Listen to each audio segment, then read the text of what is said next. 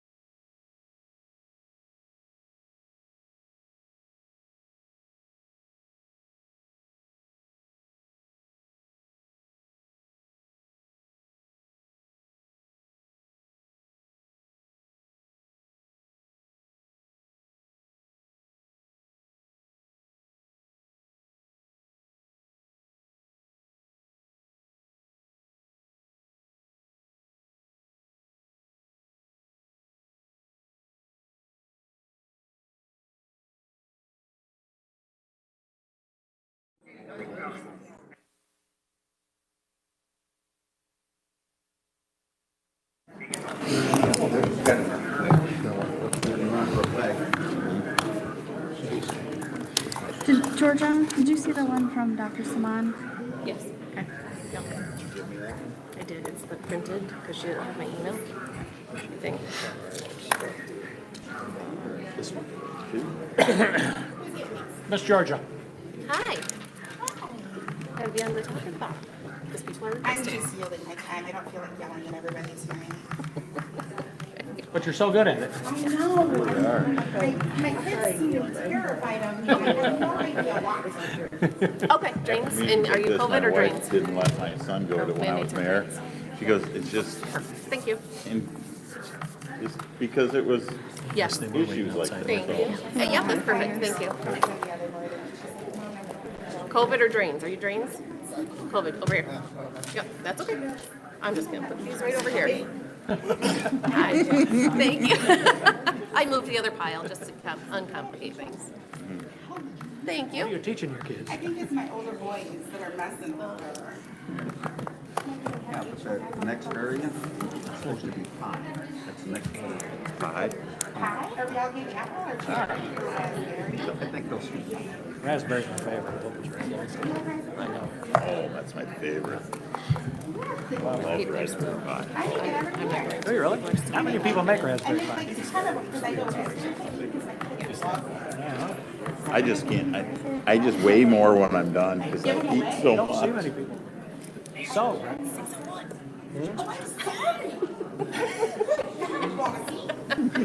She's got the I have the gavel tonight. got the gavel in there. 6:01, we're going to call the meeting to order. If you'd please stand and join us for the Pledge of Allegiance. I pledge allegiance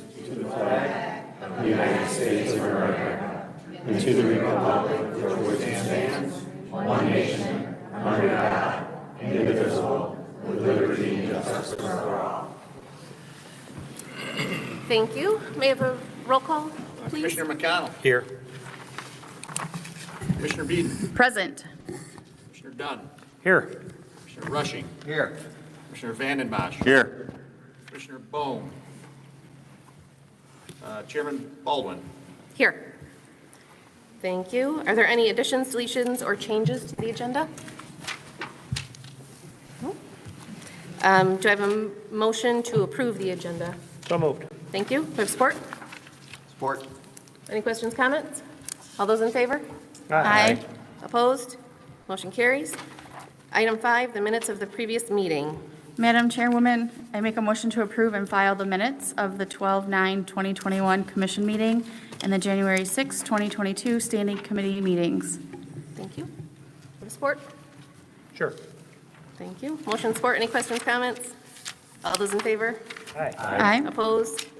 Motion carries. We have no proclamations. Moving on to item 7, the consent agenda. I would make a motion to approve items 7A through 7J on the consent agenda. Support? Thank you. Any questions or comments? Are we going to talk about it all? We had a meeting with the gypsy moth, and I see there's a different name for it, and Oh, yes, the item H. Do you want to, will we do Yeah, that under either standing committees? or- standing or special Okay, that's committees fine. or All right, I'm good. miscellaneous? Okay, thank you. Thank you. So I have a motion and support. Any other questions, comments? All those in favor? Aye. Opposed? Motion carries. Item 8, the reports of standing and special committees.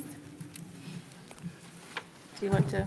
Yeah, so we had the meeting with the Friends of Sinclair River, is that? And they have things put together with the testing that they've done and the surveys they've done with the egg mass surveys. And now they're working on an RFP, or the county's working on a request to get some bids to find out what it may actually cost. Do you remember how many acres they had? 4,700? 4,700 acres. 2,000 acres in Clyde Township. So anyways, we're going to get some more information when it becomes available to us. And they said that it would be going on the county website when they had the map, the GIS mapping done. I think that'll be a little while yet, so.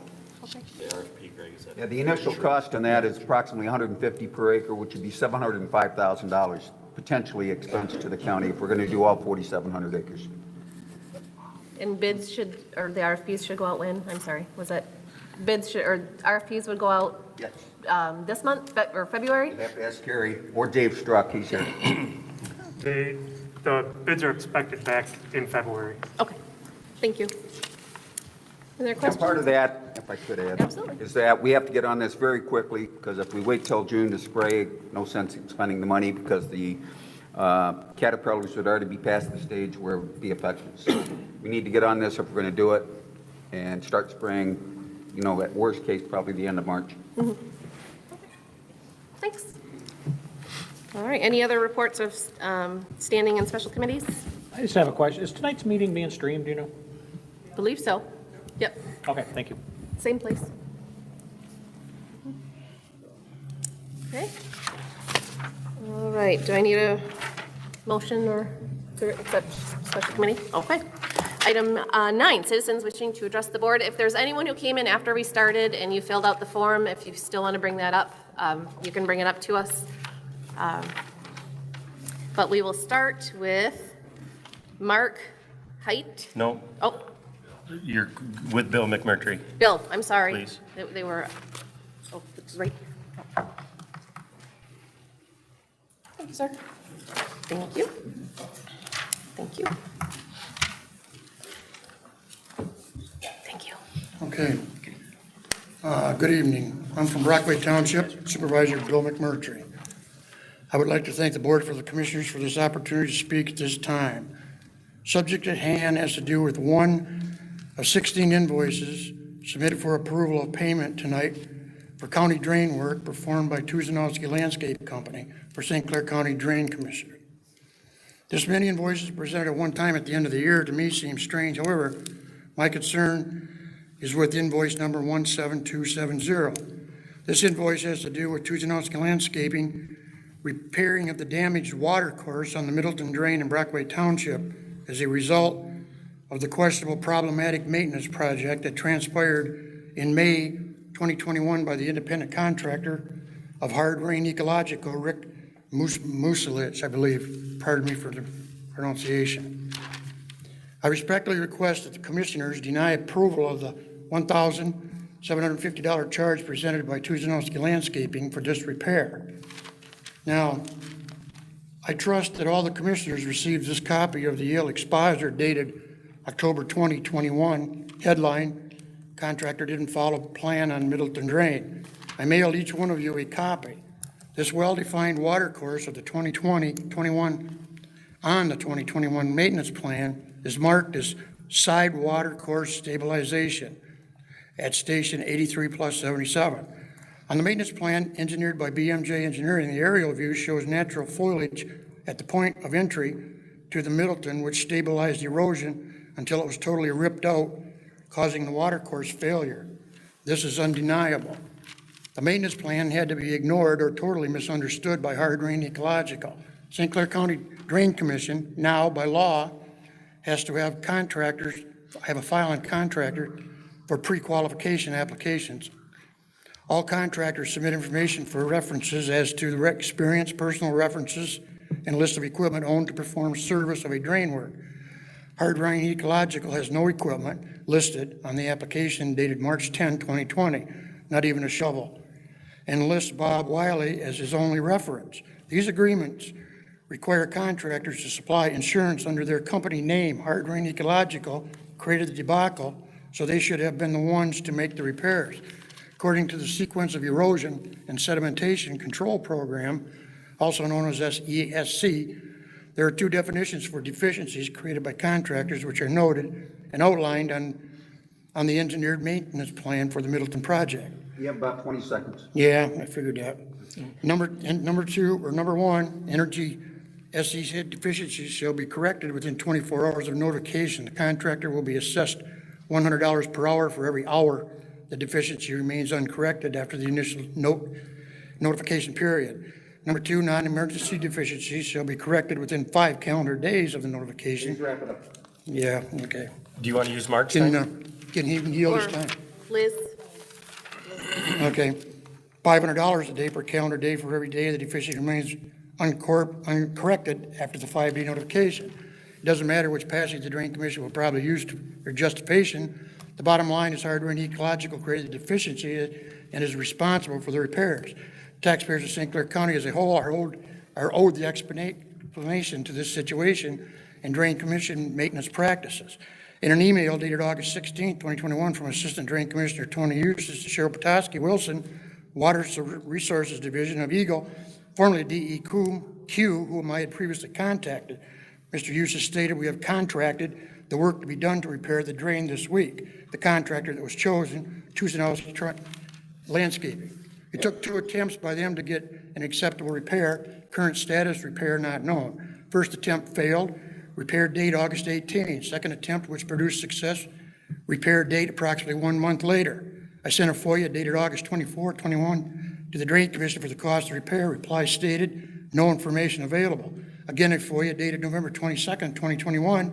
The question was the cost of the first drain bank repair. Answer, does not exist. Next, cost of the second repair. Answer, does not exist. According to Mr. Eustace, this repair was contracted.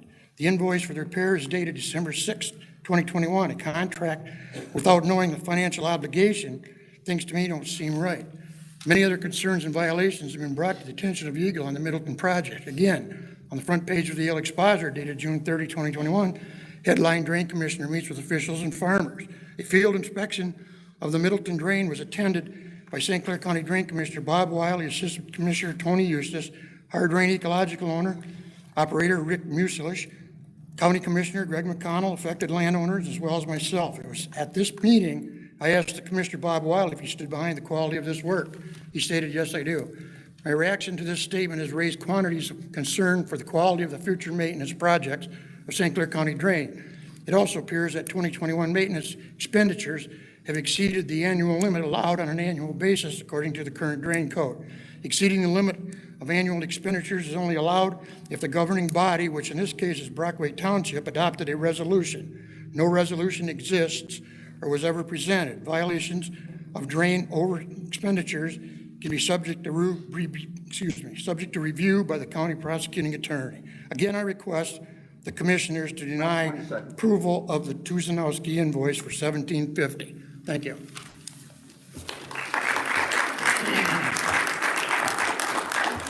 Mark Height.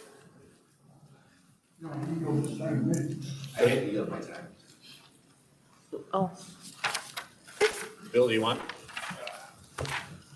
Bill, do you want? do you want 3 more Mark's minutes? You want took, Mark's you time? used Liz's time. I thought I just used it. That was Liz. You Liz's. used, you uses, Oh, I used yours. Oh, I'm sorry. No, I got through it. absolutely. You have 3 minutes. 3 minutes.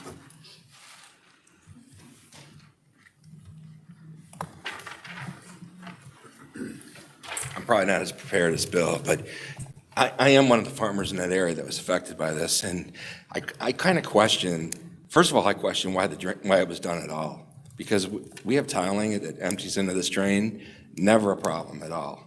And I understand a year ago they did a little job for a house where the homeowner said, you know, there was flooding, or was flooding his backyard. Like, I get that, and, excuse me, and I could get maybe cleaning out the drain further north, that the way the water was flowing.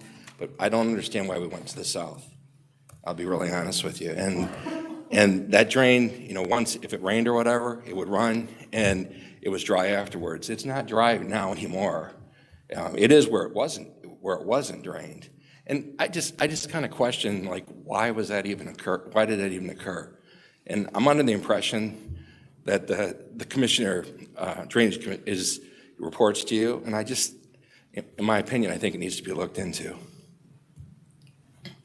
Thank you.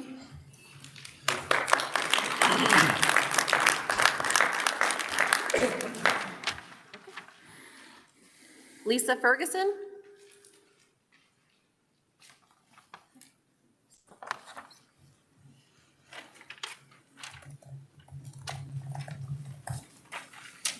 Hi, I'm Lisa Ferguson, and I live here in Port Huron for the past 6 years. I've not been to one of these meetings before, but I do hope that you guys have seriously considered the issue with the mask mandate for our children. I have 2 children in school right now, one at Fort Gratiot Middle School and one at Michigami, and they've been home doing remote learning, and not from the school, but they're just basically doing anything they can get from their teachers. And they've been doing this since December 2nd, when this was implemented in St. Clair County. My kids deserve a face-to-face education. My son, Liam, is in 5th grade, and he currently has a 3rd grade education because everything was stopped when he was in 3rd grade. That education that he received for that year in 2019 or 20, that one right there, it was basically, how are you feeling? Are you okay? I took my kids out. We did a full year of homeschool. They were getting better. They were doing better, and this was outside of St. Clair County. I put them back in school at Fort Gratiot in Michigami. Things were going great. They were actually doing somewhat better, and now we're back out of 2 months of education. If this continues of forcing my children to wear a mask in school, I will pull them out, and they will have to go to another district. They will go to either out of state at this point. But you're denying a 10-year-old and a 12-year-old an education because you're fearful of a virus from a person who thinks that she knows everything. You don't know everything. They're my children. They're our children. The government should not have a say on putting or forcing a mask on any of my children. I have a 1-year-old now. Are you going to force a mask on them when he turns 2 years old? Because that's now what the government wants to do. Stop and think about what you're doing to our children. I have a say in how my children is raised, what they get to put on their face, which is they can't see you smile. They can't learn. My 1-year-old can't learn from you. My 10-year-old and 12-year-old are intelligent young children. We're not fearful of living and dying from this. You shouldn't be either. I could die of cancer. I could be hit by a car tomorrow.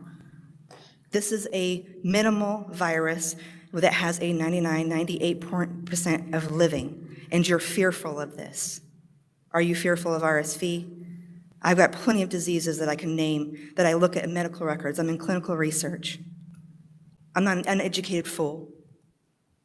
You can think what you want of me, but please think about our children and what you're doing to their education.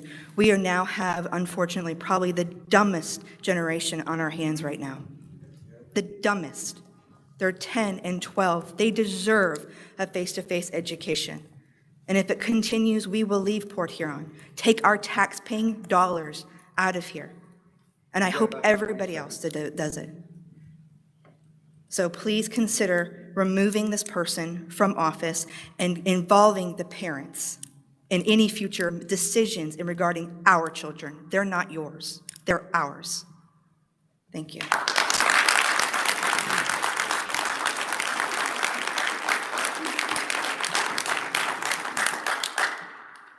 Abby Pitts.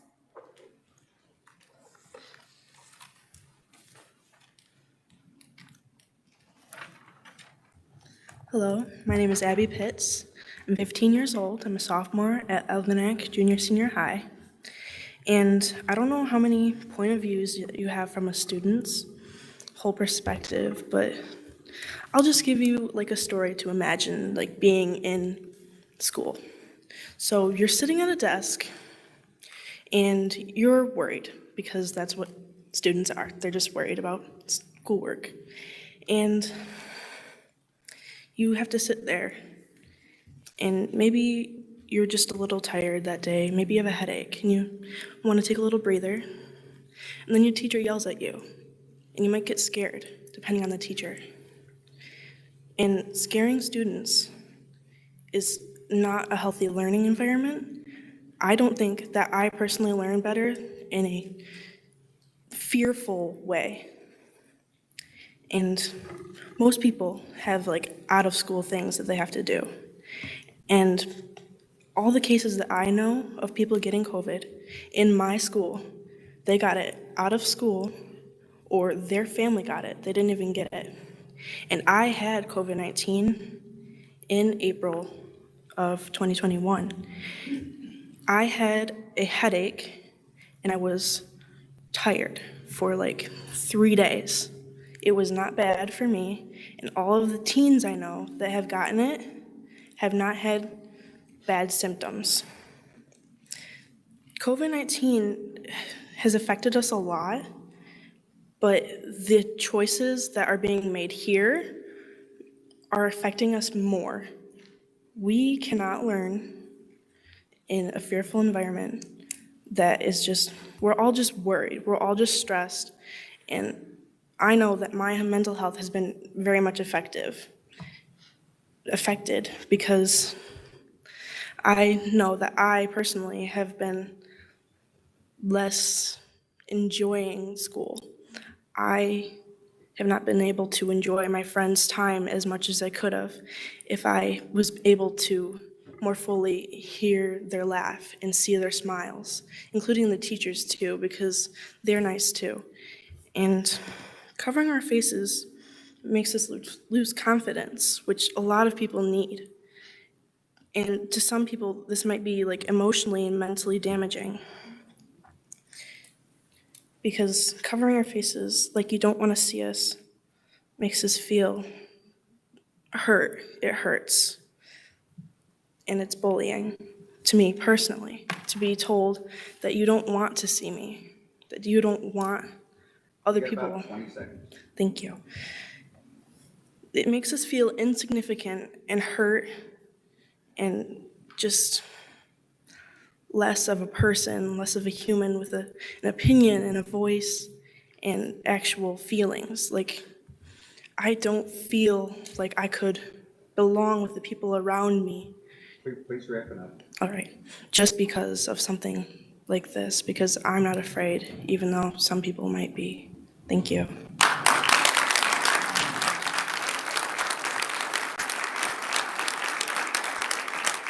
Asher Pitts?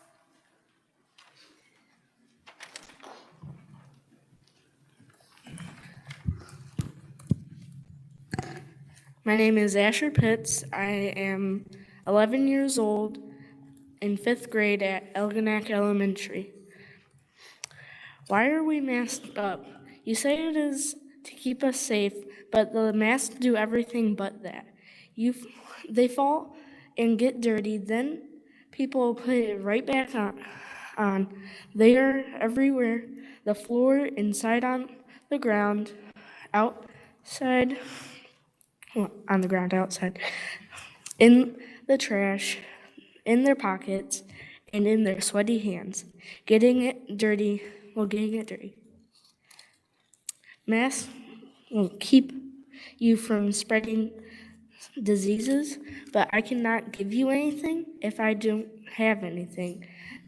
And no one wears the mask. Want to know why? Because this is a stupid rule, and we are all losing respect for you. You also losing respect for you. Also, since when are you my parents? It is the parents' choice for what I do. Why are we even here? It should have stopped at the emails from the parents.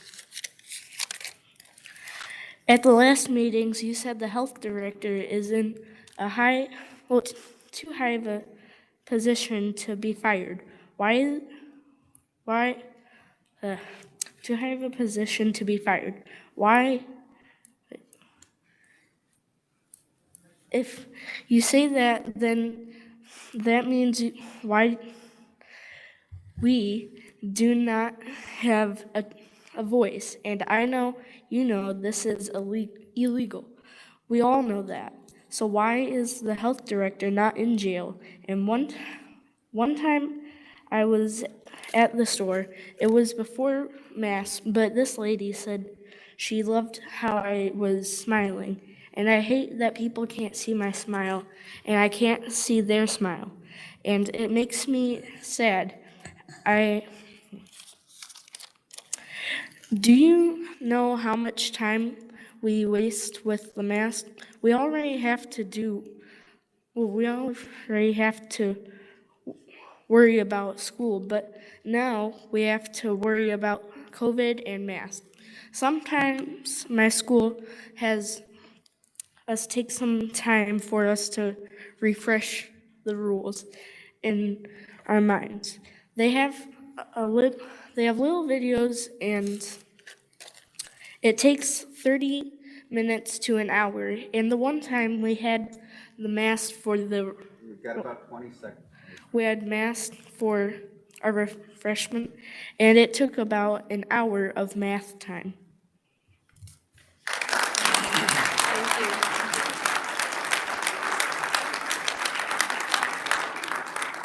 Thank you. Dr. Timothy Parker?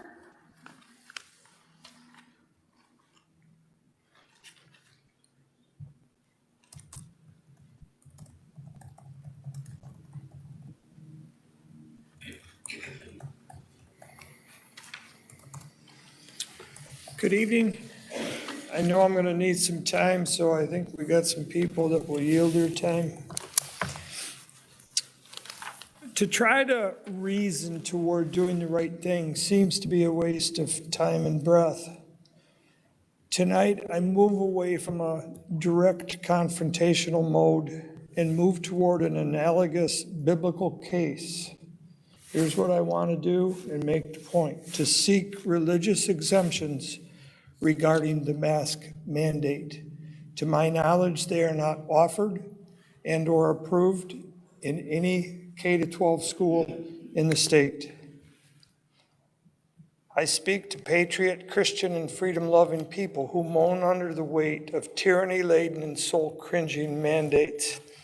I argue an analogy that a new God came to America late 2019 and early 2020. This new God seeks the worship that only God Almighty deserves. Per the story of Daniel 3, where 3 Hebrew boys refused to bow to a tyrant and his tyrannical mandate at the cost of losing their life in a fiery furnace. Patriots and Christians should refuse to bow to this pandemic God. We may deny that there's a relationship, but this new God requires obedience to vaccines, masks, social distancing, worship, Gestapo deputies, cancel culture, and yellow star labeling no less than was required in Nazi Germany. I primarily argue this from a pastoral position with a doctorate degree in philosophical theology, so please hear this in that light. The threat of this new God may not be incinerators proper, but it's near impossible to deny it extracts sanity, life, health, careers, education, courteous medical care, valid science, freedom, biblical faith, and conscience from those who refuse to bow to this God and its narrative. I want to list some things that I believe to show how this new God deprives our children of many things. We should protect their conscience, their faith, their convictions, health, futures, their love of freedom, and rejection of tyranny.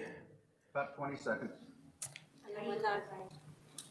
The tyrannical narrative seeks to overthrow our children's young faith in Christ and religious freedom.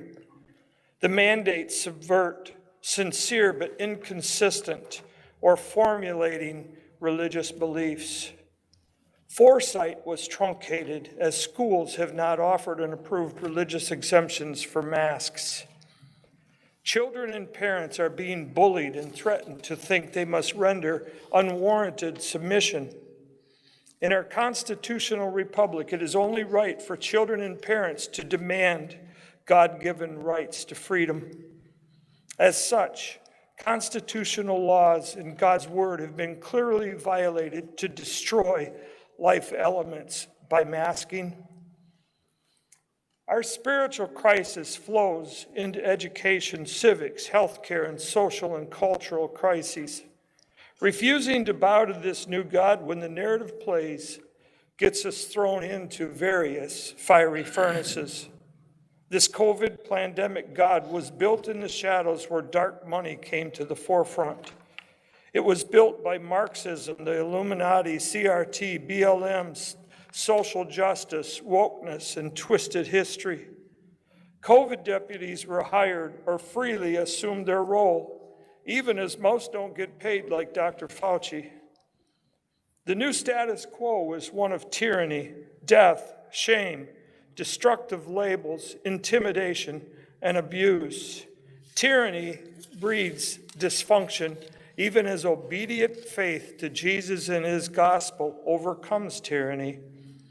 As culture and people looked to the church for guidance, sadly, as a pastor and a theologian, the broad church bowed to tyranny, closed their doors, masked, social distance, and otherwise denied the freedom we gain through Christ's gospel. In a contrary way to the new God, Christians and patriots, and I think this is important, resist tyranny and demonstrate obedience to God by unmasking. I'll explain that from the biblical context. 2 Corinthians 2, 17 to 18. I can make a firm case that this COVID God is a ministry of death. The new God says, mask up to play in our game. Paul said true believers behave with unmasked boldness. Closed minds can't figure out why patriots and Christians resist tyranny, masks, and death pokes. The COVID God says, you will find freedom when you wear your masks. Sadly, they can't make up their minds. Paul said this further in that passage, only in Christ is our mask taken away. Now the Lord is spirit, and where he is, there is freedom. And we all, newborn ones with unveiled faces, without masks, reflect the Lord's glory and are being transformed, not as transhumans, but into the glory of Christ. Christians and patriots declare their faith by unmasking. Tyrannically, the new God continues to declare, don't believe in Christ, believe in us. We manufacture the science. About 20 seconds. I'll give him my time. Just kidding. The Apostle Paul warned, if anyone destroys God's temple, God will destroy him. As a pastor, I seek to protect our children's health, life, and faith, to glorify their God in their bodies without a mask. Psalms 139, 13-14 talks about that we're fearfully and wonderfully made. We should not threaten that. Masks stifle brains and force students to breathe carbon dioxide that nature whisks away from the body under mask-free circumstances. I know we would hate to admit it, but if you think about this in the analogy I used, masks manifest obeisance to this new God. As a pastor, I cringe at that fact. I am sorry also that our church has played the coward in this regards, and I believe that they have not been faithful to the gospel of Jesus Christ. Jesus said this, if anyone causes one of these little children who believes in me to sin, it'd be better for him to have a millstone hung around his neck and be drowned in the sea. God cares about how we treat our children. And what I see in this pandemic, we have totally destroyed our children's faith, maybe in the system, in the God that they profess, maybe in an inconsistent way. The new God gave billions to schools, health departments, hospitals, business, and governments to preach its narrative. Tragically, this dark money quickly manifests itself by leaders who give a deaf ear to citizens. They are beholden to money from the new God, not concerned citizens and students. The new God sends rebellious students home, forces them to mask up in obedience to this new God, abuses our children, torments their minds with shame, gives uncertain on-off school, on-off mask dictates, gives false data for science, denies religious freedom, rejects our Creator to bring progress, and causes depression and confusion as suicides increase, all for the almighty dollar. I will try to cut this short, but Title VII of the Civil Rights Act of 1964 prohibits discrimination based on religion. This is why I'm contending that we need, and you guys could influence this, religious exemptions against masks. To deny religious exemptions, I believe, is an intentional violation of Title VII, as students have the right to refuse to wear masks and avoid harassment with common bully tactics, often by school administrators. When a student refuses to wear a mask, I just ask that you may not be able to control our health director, but I believe that you could influence Please wrap it up. Religious exemptions for masks, and that's what I would wish that you would do. Thank you.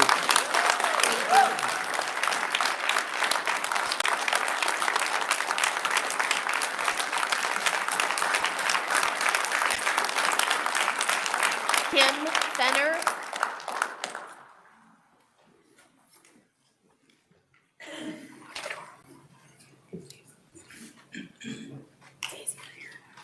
Good evening. First of all, I'd like to thank you for this time. Second of all, I'm just as surprised that I'm up here as you are because I did not plan on doing this. So this is going to be really short. Basically, I have one question that nobody has seemed to really answer yet, not the crowd or any of you. So I'm going to give you guys the opportunity, if you're allowed to answer me. As far as the health department's policies, why are we believing the policies that she is putting forth without any peer review data? I have been on my phone since I got here just to make sure that I didn't overlook something, but all day, every break today, I have been scouting the health department's policies. And the only thing I can find is she quotes the American Academy of Pediatrics, the Centers for Disease Control and Prevention, and the Michigan Department of Health and Human Services. There is no way of knowing what she actually thinks. She's going off of what other people think. We don't trust what she's thinking, therefore we don't trust what they're thinking either. Where is the peer review data? Where's the science, the actual science? Because I know for a fact CDC, they flip-flop every other day, and we all know that. So honestly, where's the proof that she's using to force this mandate on the kids, the ones that have the least amount of sickness? Thank you.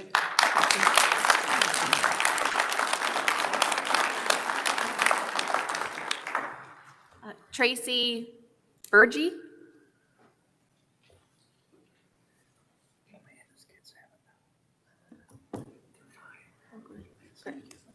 Okay.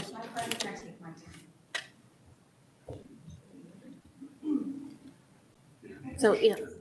So who? She doesn't want to speak. Oh, but you're Tracy? Okay. So then. I'm Jamie. I had one in there, and I gave it to Tim, Pastor Tim, but I'm not sure if someone else gave him it at the time. Yes. Yes. Okay. All right.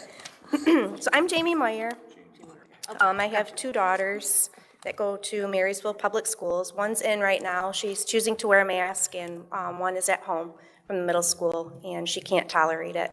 So we're doing the best we can, managing with the school curriculum online and what they provide. But I was just going to read an excerpt today from Stand Up Michigan. It says, "Follow the money to understand the mandates." The state of Michigan's Department of Education and Department of Health and Human Services, along with Michigan school districts, continue to push mandates on our children, despite the fact that children are the one segment of our population that deals with COVID very well. In fact, the infection fatality rate for children ages 0 to 19 continues to be far less than that of influenza. The chance of a child dying from COVID-19 is 0.002%. Statistically speaking, children have a 100% survivability rate from COVID, yet they are the one segment of our population that these agencies continue to abuse with cruel mandates that are totally unnecessary and totally unscientifically supported. And it begs the question, why? So follow the money. The state of Michigan was given $1.2 billion through the passage of the Federal American Rescue Plan Act of 2021. This was in addition to the nearly $400 million received in April of 2020. Unfortunately for our children, there are strings attached to receiving these funds. Each school district that signs contracts with the state of Michigan must follow the COVID-19 protocols of masking, testing, social distancing, isolation, and vaccinations. This is the reason school boards are totally unmoved by parents' pleas and demands to unmask our kids. They have intentionally chosen to put money above the health, safety, and well-being of our children, and it must stop. People need to be held accountable because it's the children that suffer, and it's a crime. It's illegal. So, thank you. Thank you.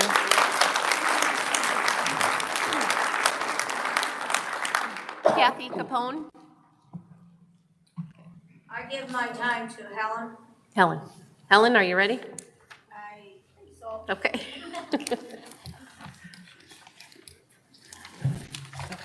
About month and a half ago, or maybe 2 months, I talked about what a nursing home had done in Toledo, Spain. They used all common over-the-counter stuff to treat COVID-19. But the issue here really is about freedom. Lance Cruz has a board. The president is Hillary Dubé. Those board members said no shutdown, no mask. Schools in the district did not have a problem. It's one of the biggest school districts, I believe, in Macomb. The facts about COVID. In January 2021, Jonathan Latham, PhD, introduced the term, the pandemic virus industrial complex, to describe the academic, military and commercial complexes driving the pandemic agenda and obscuring the fact that SARS-CoV-2 is a man-made virus. Dr. Martin is a linguist, expert who has been tracking patient applications and approvals since 1998. His company, MCAN, International Innovation Risk Management, monitors biological and chemical weapons treaties violation for the U.S. government since the anthrax of September 2001. Dr. Fauci, our favorite medical expert, has been in charge of NIAID since 1984. He has given over $50 billion in research grants, much of it in the coronavirus research and gain of function. Dr. Fauci and the NIAID found that the coronavirus can be manipulated to be used as a vector for HIV vaccine. Dr. Fauci has his name on 8 different patents. 47 studies showed masks have no beneficial effect. 32 studies show masks are harmful. Imagine these little kids that have runny noses and they've got a mask on. How would you like to handle that situation? 32 studies show masks are harmful. Masks become saturated with moisture in 20 minutes. Or is that seconds? 20 minutes. The German study shows CO2 levels more than double in time, double in minutes. COVID virus is 0.125 microns. No mask can stop the entry. Mask is beneficial if someone coughs or sneezes. Dr. Fauci has admitted to that fact, yet pushes wearing masks. Here's a quote from Khrushchev 61 years ago. Your children's children will live under communism. You Americans are so gullible. You will not accept communism outright, but we will keep feeding you small doses of socialism until you will finally wake up and find you already have communism. We will not have to fight you. We will so weaken your economy like overripe fruit into our hands. The democracy will cease to exist when you take away from those who are willing to work and give to those who will not. Where are we today? Schools have been infiltrated by radicals intent on destroying our country through any means. Education and COVID are in their grasp. Your similarities between COVID-19 and the flu are almost non-existent. You can look it up on the web and you'll see they're almost all exactly the same. There are people that have had the flu and COVID at the same time. I'm understanding they're calling it flu Floria or something like that. Okay. If you need medication for your problems, your trial shows vitamin C works. A doctor reflects on pandemic. A brilliantly orchestrated, seemingly pre-planned program of medical tyranny has followed the release of a probable bespoke germ known as SARS-CoV-2, which I call the Fauci virus. There's tons of this stuff out there for you people to read. You have Bill Gates and George Soros, two very generous men into tyranny. They buy out a COVID-19 testing company. Now, isn't that amazing? Can ivermectin help prevent COVID-19 deaths? Why Fauci and global cabal insist your children be injected for protection against a disease that poses no threat to their health? Well, follow your money trail. Just a little healthy hint here, if you like licorice, it inhibits the replication of coronavirus. U.S. set to pay $712 per patient for Merrick's COVID-19 pill. That's 20 seconds, Tom. Think twice before you vaccinate your kids, Dr. Robert Malone warns parents on COVID-19 shots. States' data show masks in schools don't work. Tell kids to wear them anyway. That's what you call real education. Now, I don't know how many remember the Nuremberg trials, but there's a code, Article 6, Section 3. When the Geneva Convention was signed after World War II, part of it was no government can mandate or force medical treatment without individual consent. And they hung 9 of them all together on one scaffold for what they did to the people during World War II. And I tell you one experience, real quick. My husband is 95, and he doesn't always listen to things. So he drinks a lot of coffee, which is a diuretic, and he had to go in for being rehydrated, and that was around Thanksgiving time. And then this just happened in December, and we go in there. And what is amazing, they hydrated him right away and all that, but they tested him for COVID. And of course, he had COVID. When they tested him down at Henry Ford, when he needed dehydration again, there was no COVID, but all of a sudden he's got COVID. Okay? They're gonna keep him overnight for observation. That's fine. They did. But this pandemic makes people crazy. I went in there, they had moved him to room 622.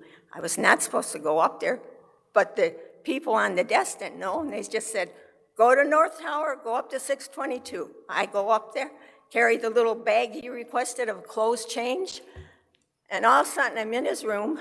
The nurse didn't stop me. The woman at the desk didn't stop me. I get in there, and all of a sudden I hear this person, come out of here right now. Get out of there. Come here. Right now. Get out. I turn around and I look at her, and I said, I'm his wife. She says, get out. She's almost hysterical.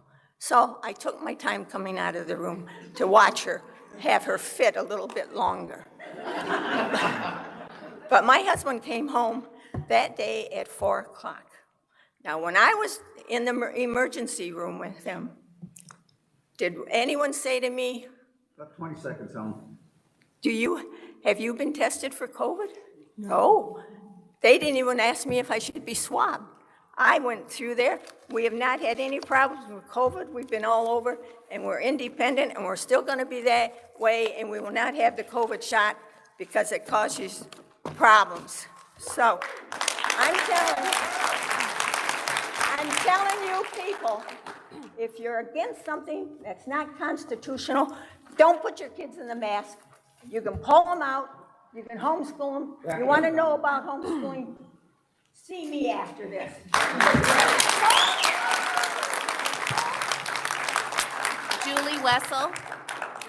Julie Wessel.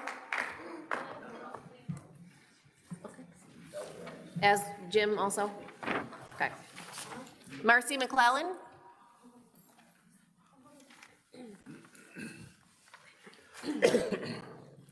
Good evening. I'm here to say that I'm still in support of and I hope that my District 1 representative would also support the majority of his constituents in removing Dr. Mercantant as the health officer and medical director of St. Clair County. I have a copy of her contract that clearly states in section 1.1 that she is an at-will employee. So I don't know why the issue is that I got an email from one of the commissioners saying that she was not at will.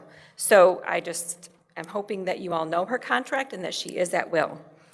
I understand that you're concerned about there wouldn't be someone to fill her position, but I find it very hard to believe that our state doesn't offer interim health directors, medical officers. Schools, they were 29 cases, 61 cases when she required masking or highly recommended masking. Now they're at 93. So these numbers are like, so I want you to find out where is she getting her numbers from, because we were not that way. And I know that she put a chart out there after the last meeting that showed because our kids' case numbers were down 33%, and the rest of the population was up like 33%, that's why we needed to mask our children. I find that to be, why do our kids have to mask? Because the rest of the population, its numbers are higher? No, let them mask if they need to mask. It just is crazy. So anyways, in closing, I want to say that I hope that any future health officer or medical director is required by their contract to have some form of checks and balances, so not one person is allowed to control our county. Because if the majority of you last time said you asked her to rescind it and she said no, that should be a problem. That is a huge red flag that somebody can just control our county, and it may not just be the kids next time, it may be something that she wants to do for you. So I would like to submit these for you all to have for documentation. So.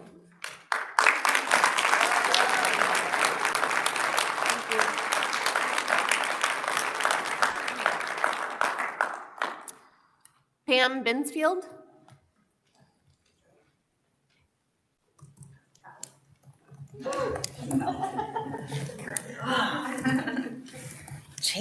Got married, my name got easier, but no one can pronounce it. Sorry. Okay, good evening. First, I'd like to thank Tim. I think your speech was very powerful, and thank you for bringing God into this, because that is very important, most important. I'd also like to back up Marcy's statement a bit. I do find it hard to believe that there's just no backup plan for there not being a health director or health officer. So in the event, I mean, God forbid, I don't wish this on her at all, but if she were to get very sick or to pass on, there's just nothing.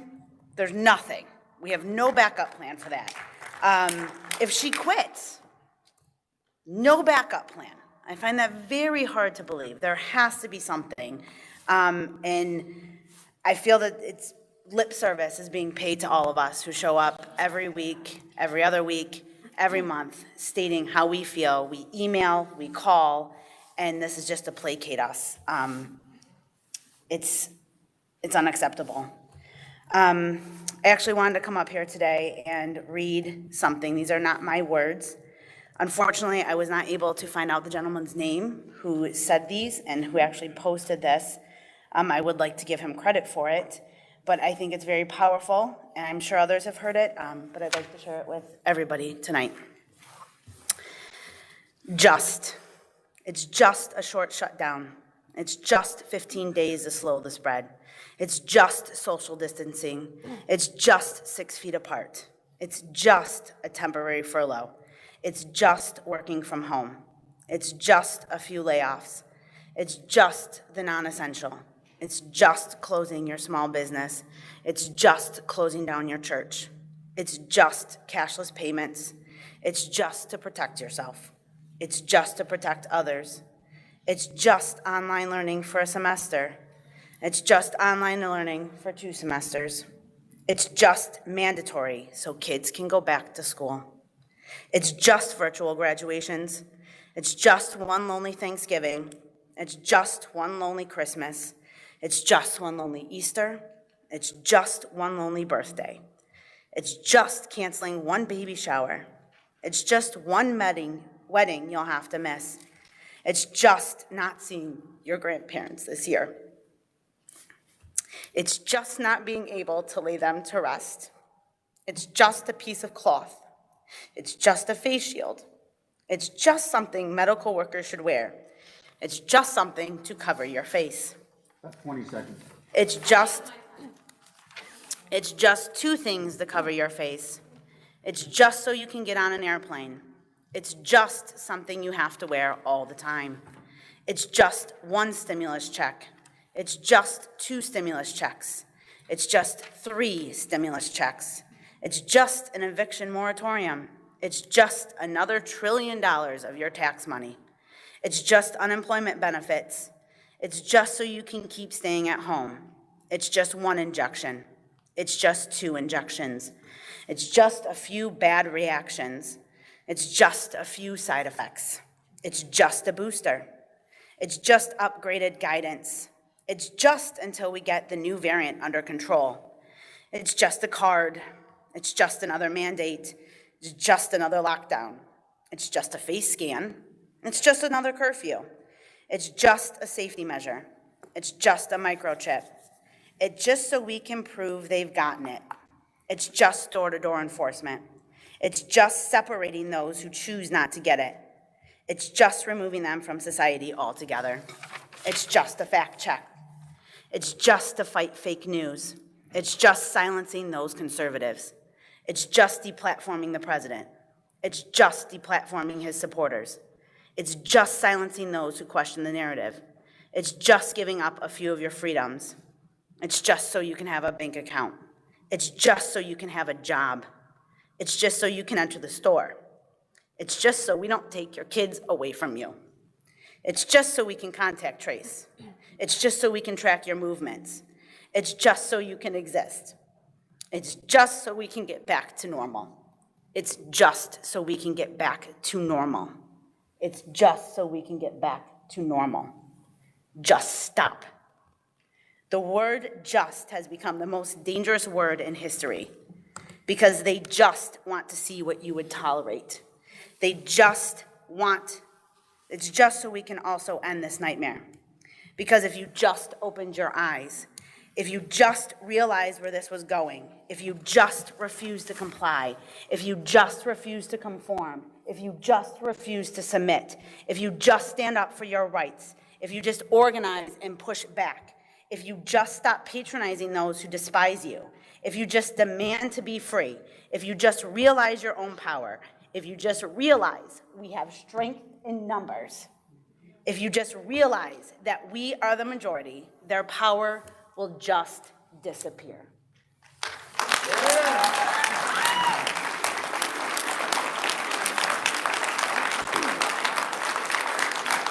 Carolyn Richards.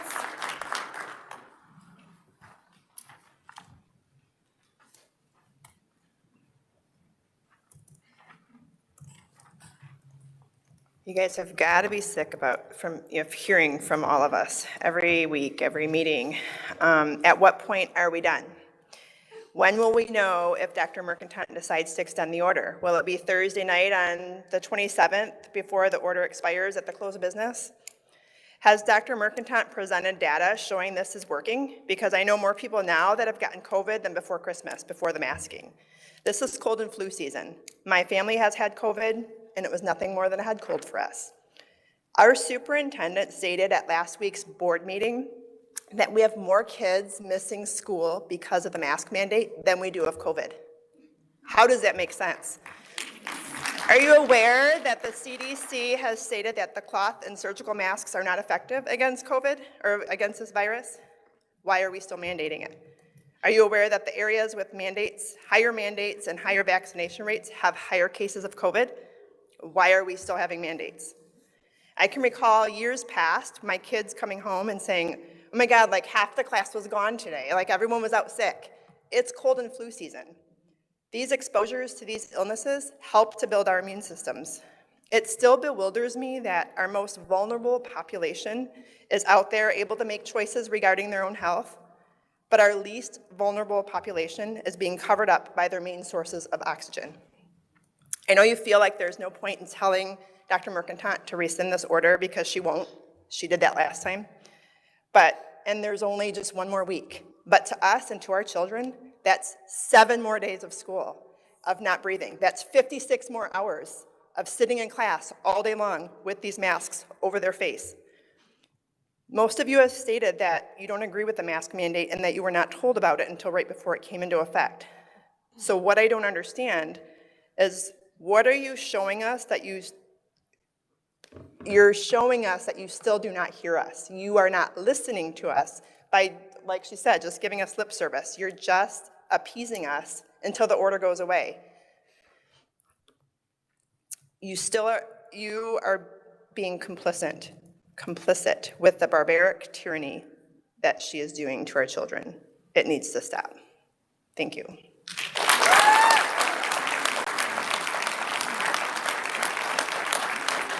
Raina Tillotson.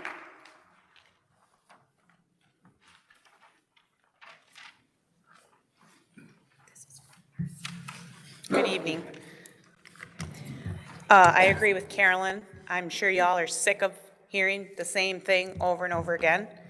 And I know we're probably all sick of listening to ourselves over and over again.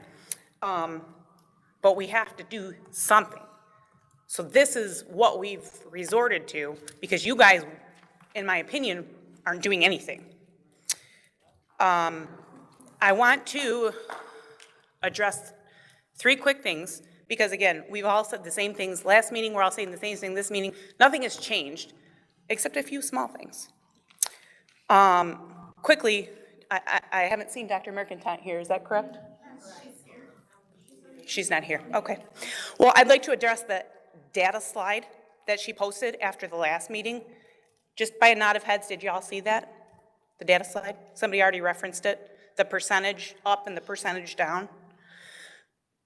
I'm not going to get into it. Basically, she's comparing apples to oranges, if you will. And either, she's got a medical degree, she's got to be an intelligent woman. I can't imagine she would have gotten to this place without being intelligent.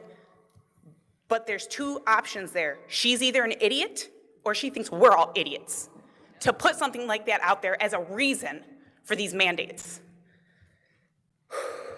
Sorry. I'm just so angry.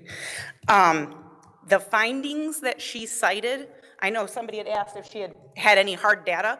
So the only thing any of us could find was that it was a CDC study. It wasn't even a study, actually. I wouldn't say study. It was CDC findings called Pediatric COVID-19 Cases in Counties with and Without School Mask Requirements, July 1st through September 4th. I know, isn't that great? We're not in school in July. The 4th paragraph of that study, which you can find on the CDC website, just click on it, go to the 4th paragraph. It says, the findings in this report are subject to at least 4 limitations. I'm not going to read all of them. I'm going to read the last one. Finally, because of the small sample size of counties selected for the analysis, the findings might not be generalizable. That is what she gave us. Basic, unless she has some other information that she doesn't care to share, okay? That's what she gave us. Her data slide, and I use the term data loosely, and these findings that they themselves say this study is crap, right in there. Get about 20 seconds. Okay, so I have 2 questions, and they've already been asked tonight by somebody else. Sort of. I would like an answer, we would all like an answer on how did it become that Dr. Mercantile holds both of those positions? How did that happen? Okay. Please wrap it up. And what is your plan, and I know you have a committee, for separating those 2 positions? And please finish up. The interim question, the interim health director. You can't tell us that there's not a plan. If she walks outside and gets hit by a bus, Gives you some time. if she walks outside and gets hit by a bus, there has to be something in place for somebody to be an interim health director.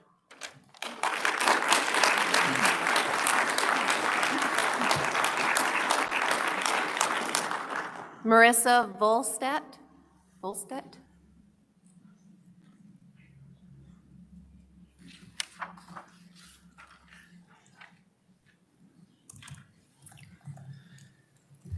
My name is Marisa Volstead. I've never addressed the Board of Commissioners, but I thought I'd take the opportunity tonight. I'm a mom of 4 children in the Marysville School District, ranging from high school down to first grade. We've pulled our 3 younger children due to the mask mandate. They're completing their schoolwork at home.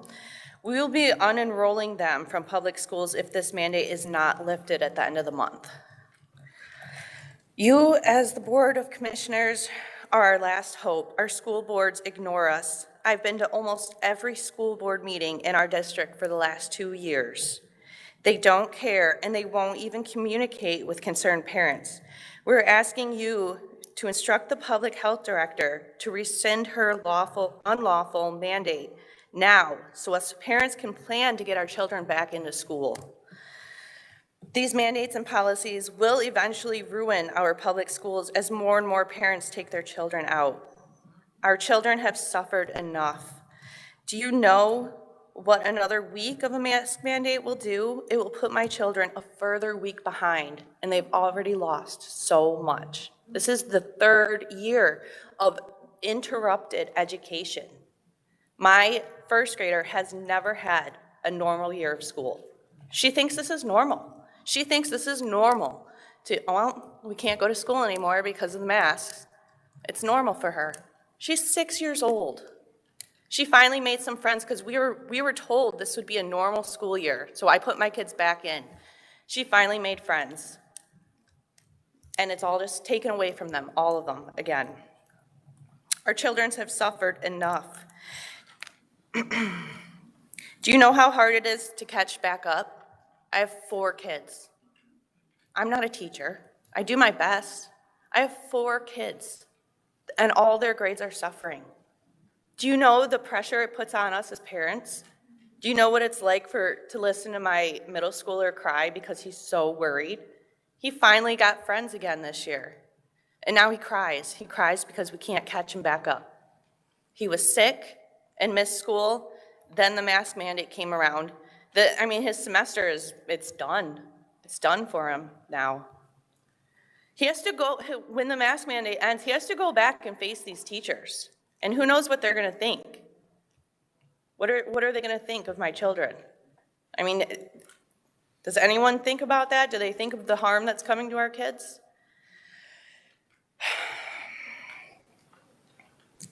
You get about 20 seconds. They've already lost too much. My children have lost 3 years of a normal school experience that they'll never get back.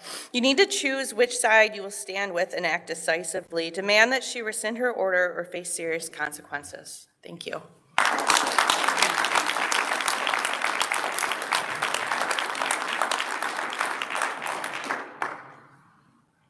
Mary Powell? So I wasn't going to talk tonight.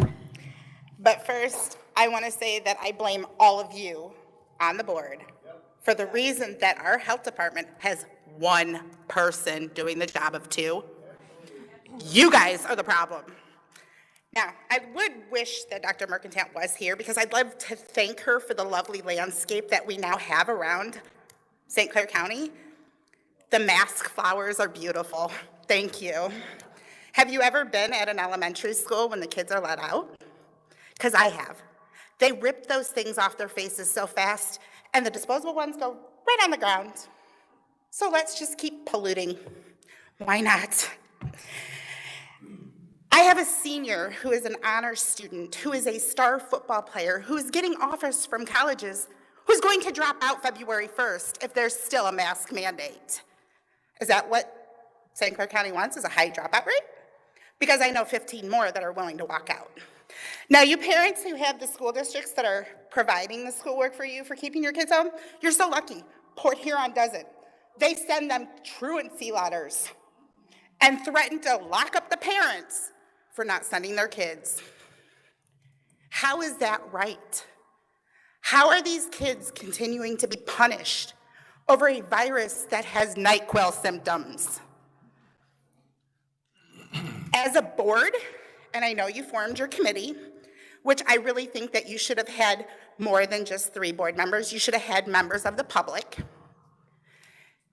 You need to separate those positions because, God forbid, Dr. Mercantant catch COVID and die. What's your backup plan? You, as a board, represent us who elected you in. And as you can see, I don't see very many masks because they don't work. I get letters every day from the Port Huron Area School District of cases identified. From September to November, now I got maybe a letter a week. Now I get them daily. So you can't tell me that the masks are working. If anything, they're causing more harm. Have any of you ever had to deal with bacterial pneumonia? Because that's what masks cause. I'm not afraid of a virus with a 99% survival rate, even though I just buried my papa from bacterial pneumonia that he caught in the hospital. Still buried him, still not afraid. My mom and sister have COVID, still not afraid. Because it is a virus. It is never going away. Dr. Fauci himself even said this last week. It's not a matter of who gets it now. You get about 20 seconds. It's a matter of when you get it. And God forbid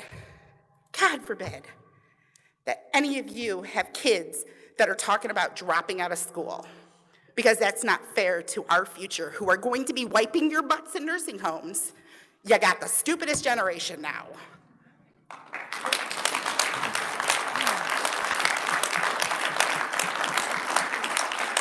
Mark Bowersox. Okay, will you just let me know when you're ready? Just, okay, thank you. Melissa Garcia. I might need more time if anyone has some. Okay. Good evening. Thanks for being here again. We're back. Don't even like everybody else. Don't really have much new things to say. But going off of what Marcy brought up, like, what defines this woman's power? What are her limits? I have some questions for you guys as you continue, I would hope, to review this situation. What constitutes an emergency? Emergencies don't last for 2 years. Who defines the criteria of an emergency? And what definitions and limitations are in place for this lady to just continue to make whatever rules she wants, and we live with it, and no one has any ability to put any checks to that? I don't understand.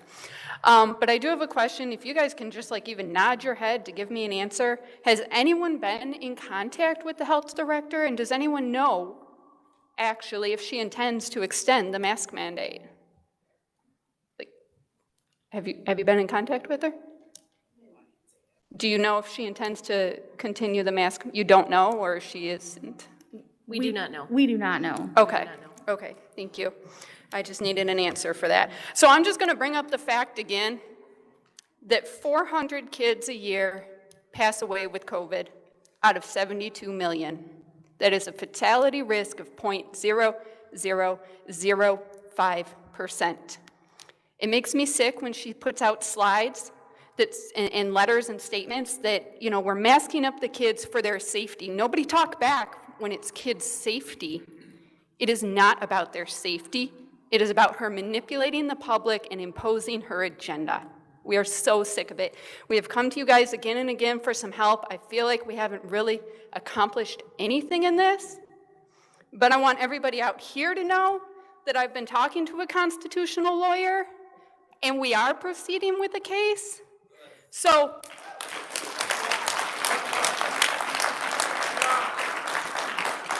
It is still a government of the people and for the people and by the people, and the people will proceed to fight this with or without your help. But we will remember who fought with us and who did not.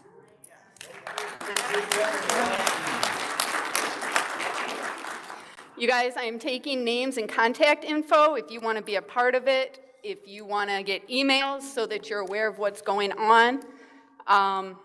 Come and see me because I'm willing and ready to take all that information. And we're going to need help raising money so that none of the families participating have to bear that burden. So, thanks.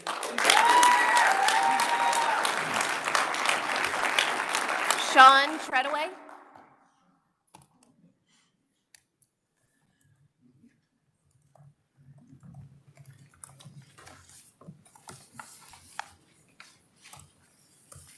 Vice Chair Baldwin, Commissioners, thank you. I plan on opening with a question for Mr. Bohm, but obviously he's not here. I'm still going to say it. But I was curious to see how he would feel if the director decided to impose the MCL 333.226 Delta, as well as the 333.2451 on his business, that it was in imminent danger to health and life, therefore closing the doors on a business that had an estimated revenue of $459,000. I'm sure he wouldn't be happy. Ms. Baldwin, how would you feel if the same order was imposed upon your business? Mr. Dunn, construction is a pretty big business in this county. How would it go if she imposed that order upon the construction business? I ask these few questions because you, the board, have left no other option available. If the director was to impose the same order on your business or place of work.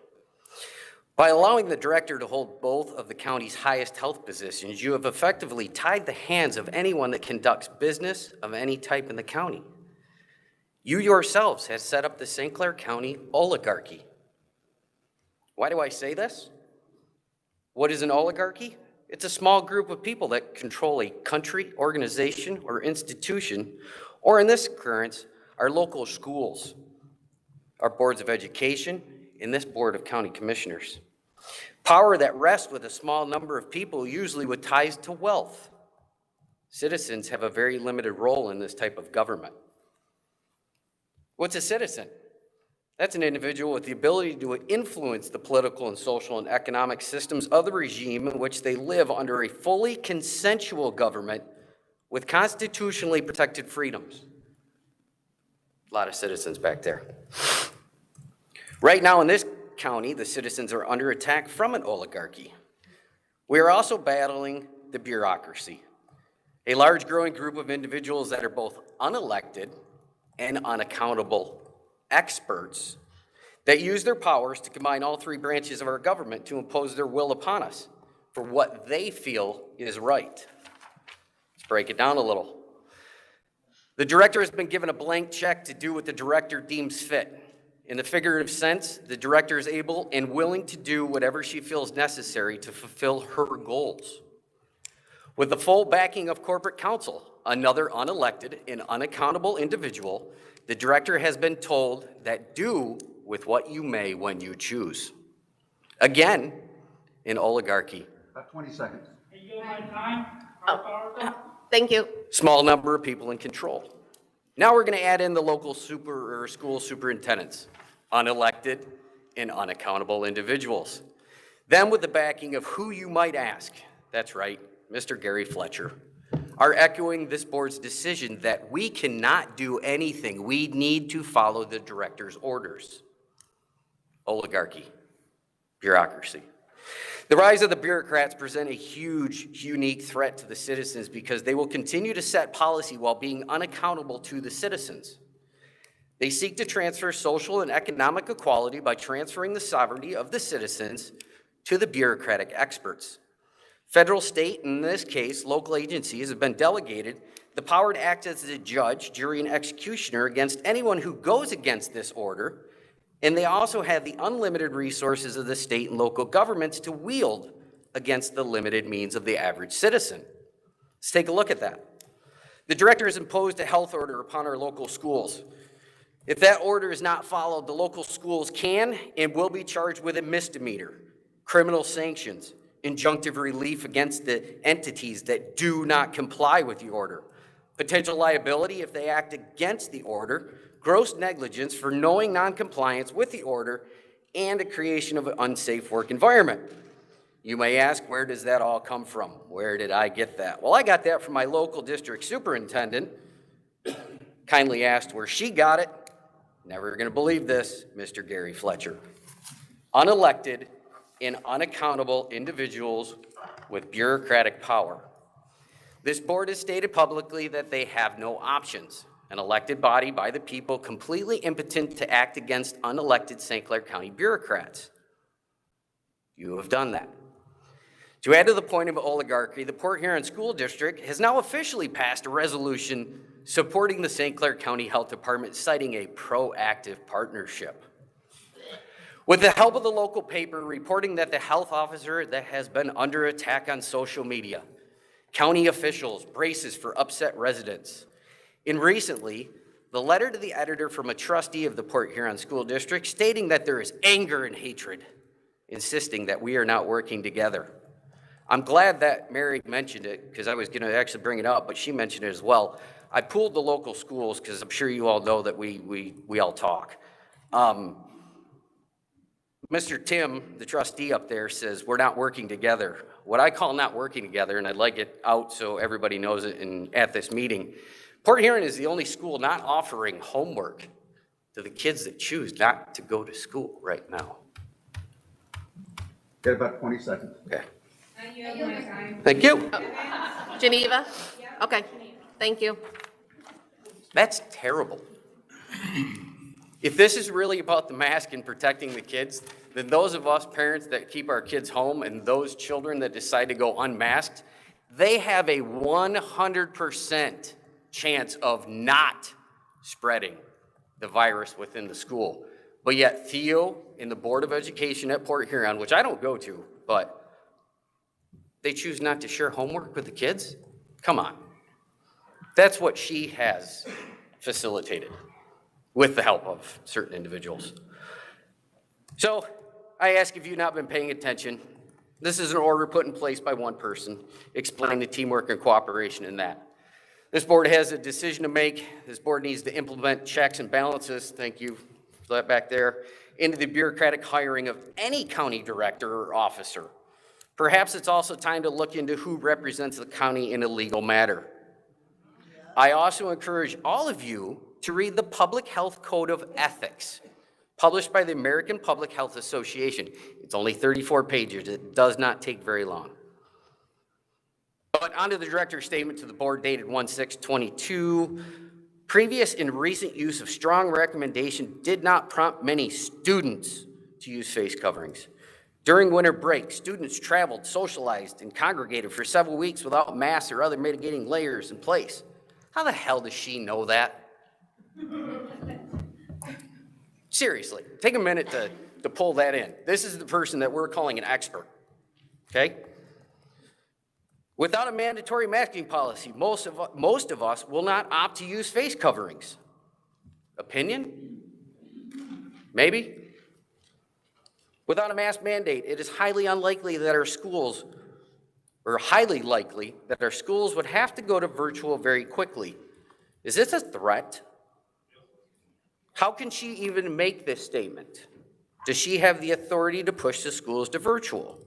Or is it the oligarchy between herself, Kevin Miller, superintendent of RISA, Theo K, because I don't know how to pronounce his last name, of Port Huron, Sean Reitman from Marysville, Susan Sabala of East China, sorry, Yale and Algonac, I forgot the names, but do we have a little bureaucratic oligarchy going on between unelected six-figure salary positions?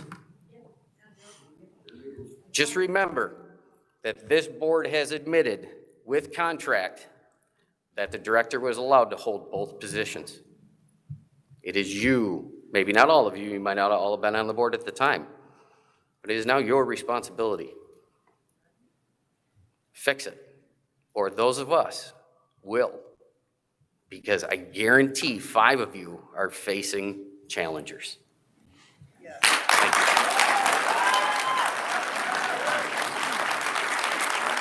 Jennifer Teed.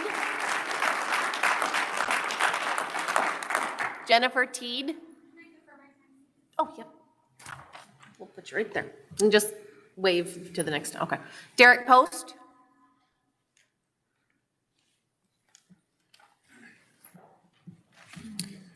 Good evening, Commissioners. My name is Derek Post, lifetime resident taxpayer of this county. I would like to start out by thanking our servicemen and women of this great country and first responders, nurses, and healthcare providers. You're all heroes in my book. I stand here before you to address the ongoing battle with our health department and the unconstitutional mandates on we the people, mainly our children. I'm a father of 3 children in Port Huron Area School District, so I have a vested interest in this conversation. I'm not here to debate studies for or against masking. I believe that is a fruitless argument at this point. I think it's suffice to say, at this point, the science is settled within the 2 sides, and there is no changing others' mind. Unfortunately, we are divided not only as a county, but as a country. Since the beginning of this scamdemic, after 15 days to slow the spread, people quickly realized that this is less about health and more about politics and control. We have lost faith in the CDC, and rightfully so. People have also lost faith in our health department for a plethora of reasons, hence the surge of people calling for the removal and potential separation of duties. I've been attending both Board of Commissioners and Board of Education meetings, just observing, but now feel obligated to voice my opinion for the first time. I'm an objective person with regards to science and believe in the scientific method. It's been around a few years, and it seems to work. I'm a college graduate, but I've never put a lot of weight on degrees. I put a lot of weight on common sense and logic, as in, show me the data that supports your position and I will understand. Make unfounded claims with little to no data or inconsistent data, and I will challenge your assertions respectfully. This is where we are currently across this nation. My request to the board is simple. Start looking for a new director of health department, for the director health department position. If during your review of this position currently held, positions, plural, currently held by the director needs to be separated, then do so. I've been told by some of you that the removal is an arduous task and a replacement needs to be found prior to removal so that we do not interrupt the health needs of the people in this county. I certainly do not want people to go without care that they need. In the world of business, we have a disaster recovery plan, a business continuity plan. I would like to know what your disaster recovery plan or business continuity plan for this health department should the leader depart without notice.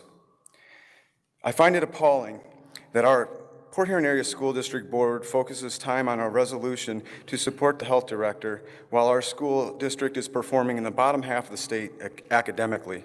About 20 seconds. The focus should not be on local politics. The focus should be on the education that we, the taxpayers, are paying for. I will leave you with this. Your position on these issues are noted and will be evaluated at the polls. Thank you for your time.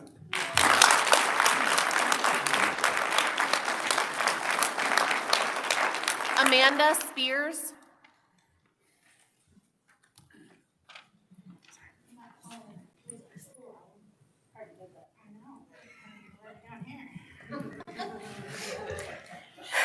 My name is Amanda Spears. I'm a widowed mother with 10 children. Until Monday, 7 of them were enrolled at Port Huron schools. However, after 2 months of being stuck at home with 0 interaction from the school and no work being issued and no communication at all except truancy letters, I withdrew them from the district. Yeah, I got truancy letters. These were honor society kids. These kids wanted to be doctors, lawyers, sports trainers. Now, my high school has just told me that they would rather drop out and not finish because they're not receiving any credit at all from Port Huron for their first semester due to their beliefs. Why? They won't wear a mask so they don't get credit for the work that they did. I don't know how many times to say it. These are my kids. They are our future, but they are my kids. I am the only one that makes decisions for their health and schooling. Why? Simply because I am the one held responsible if they do something wrong. I'm the one responsible if they're sick, if they're hurt. I'm the one responsible for everything that involves them. Do any of you know my son's medical conditions? Do you know why he can't wear a mask? You wouldn't know anything about it even if I told you what it's called. And that's okay, because it's not your job. That is between me and his doctor. At the last meeting, one of you said your district wanted more restrictions. I can tell you that is not further from the truth. Port Huron parents want choice, not mandates. My entire house contracted COVID in December. I lost smell and taste. I had a headache. I was exhausted. The kids had fevers, a cough. They were tired. Guess what? 7 kids and myself stayed at home for a week, watching movies and playing games. We never went to a doctor. I was able to care for them myself at home while recovering myself. And the only reason that I know we had COVID is because I took an at-home test. Did I test my kids? Absolutely not. I refuse to expose them to the chemicals in the tests. Again, they are my kids, and it is my choice if they should be tested, masked, or even vaccinated. My first step was withdrawing them from school, which I did on Monday at their board meeting. My next step may be to sell my house and leave the county altogether. I love my house, I love my neighbors, but I no longer love my community, and that is a serious problem.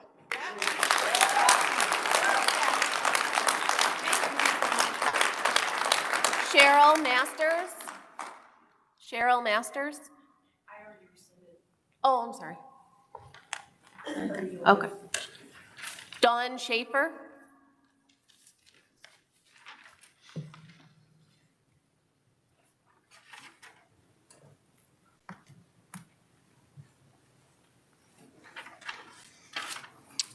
I don't have a ton to say today. Most everybody else has said everything that needs to be said. I too withdrew my child from Port Huron School District. As of a couple weeks ago, he's being enrolled in a different program. After sitting home all of December and all of January now, not getting help from the school district, nobody contacting him, unable to take tests, unable to take quizzes. He's failing his classes, so there's no sense in him continuing with the public school. I feel that you guys are failing our children as well as the Port Huron School District for failing to make the choices that we are asking you to make. As Marcy talked about, I also wrote down checks and balances. Why is there 2 positions being held by 1 person? That is your guys' fault. That's an unnecessary thing that should have happened. If this is so contagious, why are there no biohazard bins anywhere? Why do the schools not have biohazard bins for all these masks that are becoming flowers on the ground? If it's so contagious, why are we letting them throw them all over? There should be biohazard bins, right? Am I wrong?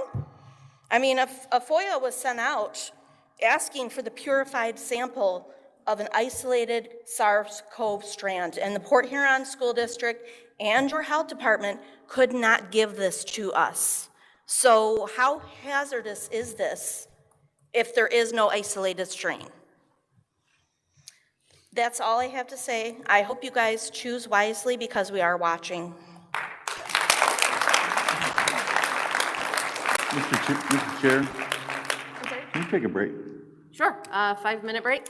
We'll be back.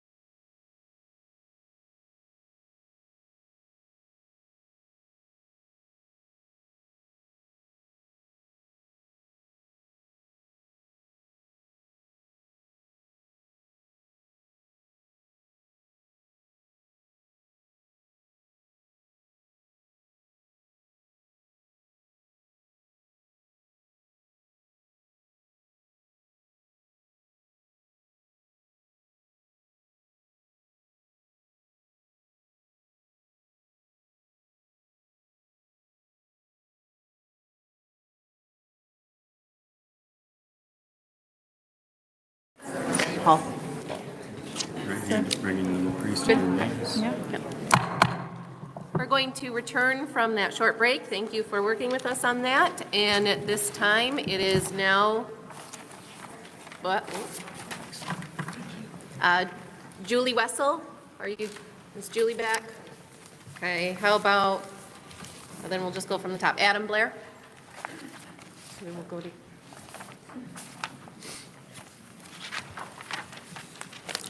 Hello, I'm Adam Blair. I don't have any children in the school district, but I have 13 grandchildren that are within it. And basically, why I'm here is because I'm a concerned citizen. I don't like politics at all. Otherwise, I'd probably be running for something. I'm concerned for our nation, this is the community you guys kind of take care of. I really don't know who has the say-so on what you can and can't do. But as far as the schooling and masking the children go, I think it might be your responsibility. I don't know. I really don't know. I mean, who else do we go to? It seems like we the people are here to try to get somebody to do something about this. When I hear about kids failing school over a mask that obviously doesn't work, it's very concerning. It saddens me more than anything. This whole process, it desensitizes us humans in general, and that saddens me as well. I don't want to give any more stats or anything. Everybody's given a bunch of stats. The last time I was here, there was a whole bunch of stats. There was a mask, there was a little smeller or whatever that is to see what the CO2 was. I mean, it's quite obvious what it is, but bureaucrats or whatever he said that was, there's something controlling it here, and it seems like the commissioners here could stop the doctor from doing it. And I don't understand why not. I mean, this is what, maybe a month later, and I heard that they wanted to fire her, but why hasn't it happened? Let's say if she just keeled over, what would happen? I mean, it's got to keep going forward. You can get rid of her. You can stop it. And it seems like this would be the place to do it. I mean, just make a stand and stop it. For Christ's sake, I mean, God and country, I mean, there's veterans that are standing up and just pleading, please do something. I think it's your spot. I think it's your guys' duty, really. If it's not, then please direct me on who to go to. I'm severely, I mean, it's obviously the masks don't work. They just don't work. After 2 years, the vaxes don't work. But yet I hear there's going to be some vaccination clinics or something going into schools as well. I mean, is it just money? Is it money that's motivating this whole thing? I mean, really? It shouldn't be about money. It should be about morals, and God. What would God want? I still believe in that. What would Jesus do thing? And I just, man, I pray over this all the time. I just wish you guys would do something, if you can, or direct me where it can be done. We the people, I mean, it's small, but I think that's what they're betting on. That they're betting on, we're just going to kind of need to finish it up. Dwindle away. Yeah, I'm done. Thanks.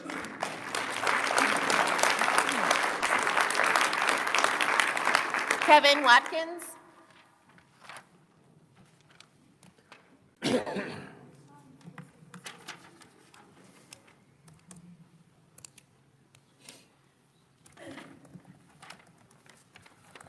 Hello, commissioners and the public. Well, thank you. You guys have been pretty generous in your 3 minutes. The public really appreciates that when you're trying to express their feelings to you. Because remember, I'm hearing a lot of that. They are the voters. We are the voters. So you got to earn the votes. I'm sorry. I'm sorry. Can you hear me? Okay. All right. Well, safe distance. Well, I'll start with masks. Masks work. I guess people here didn't get the memo. First, I'm a nurse of 30 plus years. I work around COVID every day, lots of COVID patients. I wear a mask to protect you. If I'm infected, not wearing a mask, I'm spraying it all on you. It's a droplet disease, passed by droplets. That's why we have the distance. And I guess people didn't get the memo when they stated that I wear a mask for you, you wear a mask for me, keep your droplets to myself. I'll keep my droplets to myself. I test twice a week. And I've been negative, never tested positive, but I could. I'm around COVID patients every day. I'll be with them tonight. So I'm here to protect you, and I'm concerned about you, those who are not wearing masks, especially if you have some comorbidities. But, if I'm positive, I'm distant from you.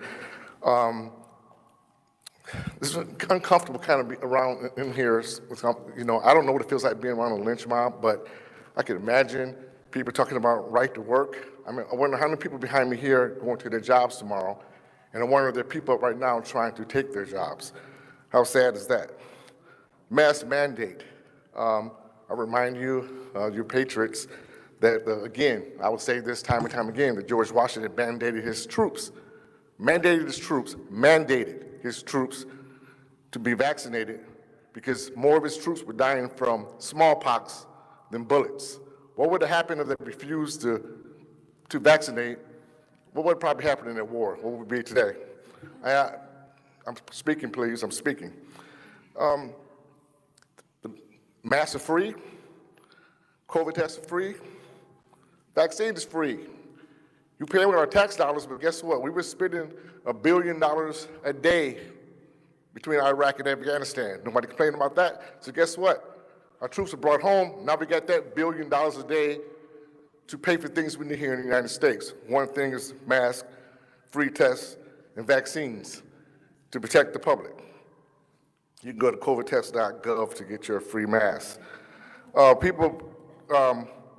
It's really kind of sad that people boast having COVID. It's no joke. See, I'm a nurse. Those Dr. Bombays that don't know what they're talking about, we don't know yet the long-lasting effects of COVID, but we will see. And if you have COVID 1, 2, 3 times and proud to have it, okay, we'll see what happens to you in 10 years. You got about 20 seconds. Okay, okay, that one lady here had about 15 minutes, but okay, I'll be done in a minute. I respect the fact that she was a senior and you gave her, she was here, but I was counting over 15 minutes, minimum. Somebody else's time. You're taking my time, sir, let me speak. So I want that time back, he just took away from me, please. Thank you. The percentage of people giving, 0.005% of children die of COVID. Well, I wonder if that person mentioned that, if that was her kid, that one fraction of the percent was her kid that died. How would she think about it? So it's just sad that people up here trying to take Dr. Mercantile's job, just get rid of her. The next person come in with the same ideology, get rid of them. And also one thing, I'm finishing, sir, please. And the one thing here is that, because this wasn't 3 minutes, and one thing here is that I'm concerned about your committee, that the person who's leading, Mr. Rushing, leading the charge to get rid of Dr. Mercantile is on the committee. How fair is that? How fair is that? So we'll be watching you. I'm sure my friend Dr. Jeff Baum is not here, but I would, well, I'll sit there till they shut up. You're going to have to wrap it up. You've already taken over 4 minutes. Okay, and there's been people who are taking 15 minutes, sir. Trust me, I can't. Well, they're taking my time. Get somebody to give you time. You need to finish up. Nobody gave you time.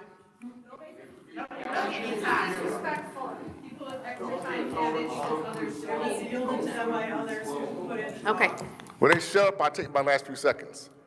Well, I'll sit here then. I'll wait until they shut up. We're going to have to finish. Give you another 15 seconds. I want more time then. You're yielding? Oh, you don't have No, to. I want more time. If he can take all this time. Hold on. We got one case here. We'll get it taken care of. Take 15 more seconds, please. Okay. A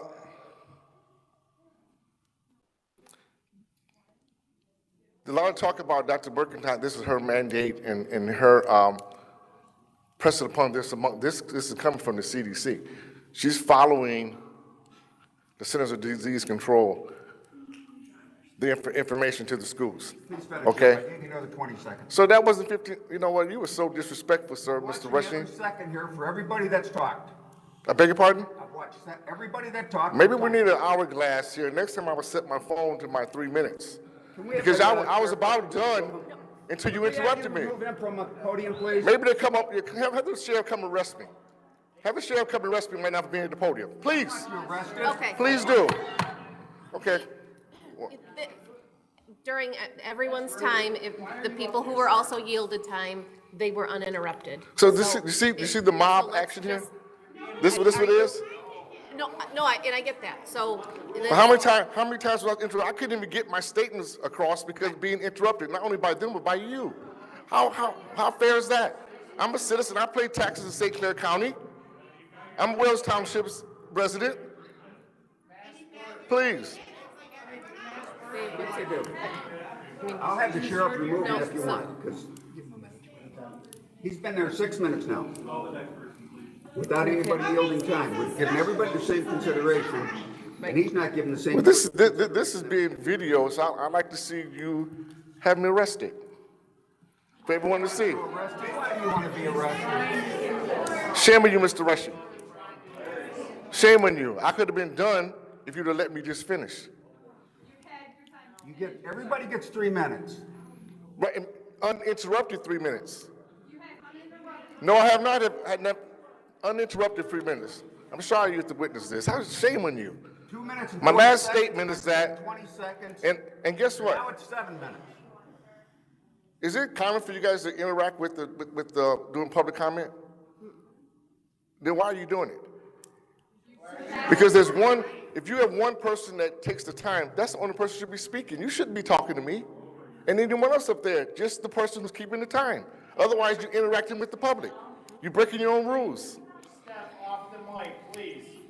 came here to cause a problem. Now listen, I came here to cause a problem. This is a public forum. I'm a Wells Township citizen. I'm a Wells Township citizen here to make my statement, but because I don't have their views, I come here. Okay, let's pause. Can you and I have a conversation? I'm sorry? Can you and I have a conversation? Yes, we can, Mr. Fletcher. We have rules. Everybody gets 3 minutes. And we listen respectfully when these people speak, and you're right, you have the right not to have people talking over you and yelling. But you've had way more than the 3 minutes that anybody else would get, unless these people have had people that give them time. Like in Congress, they say, I yield my time to so-and-so. Yeah, So, I mean, I think the chair's been fair. You know, maybe you could take 30 seconds, wrap it up, and we can go on. Mr. Fletcher, I'll take my last few seconds to say I have great respect for you, and I appreciate what you stated, and so I would wait till next meeting to speak anymore. Thank you very much, sir.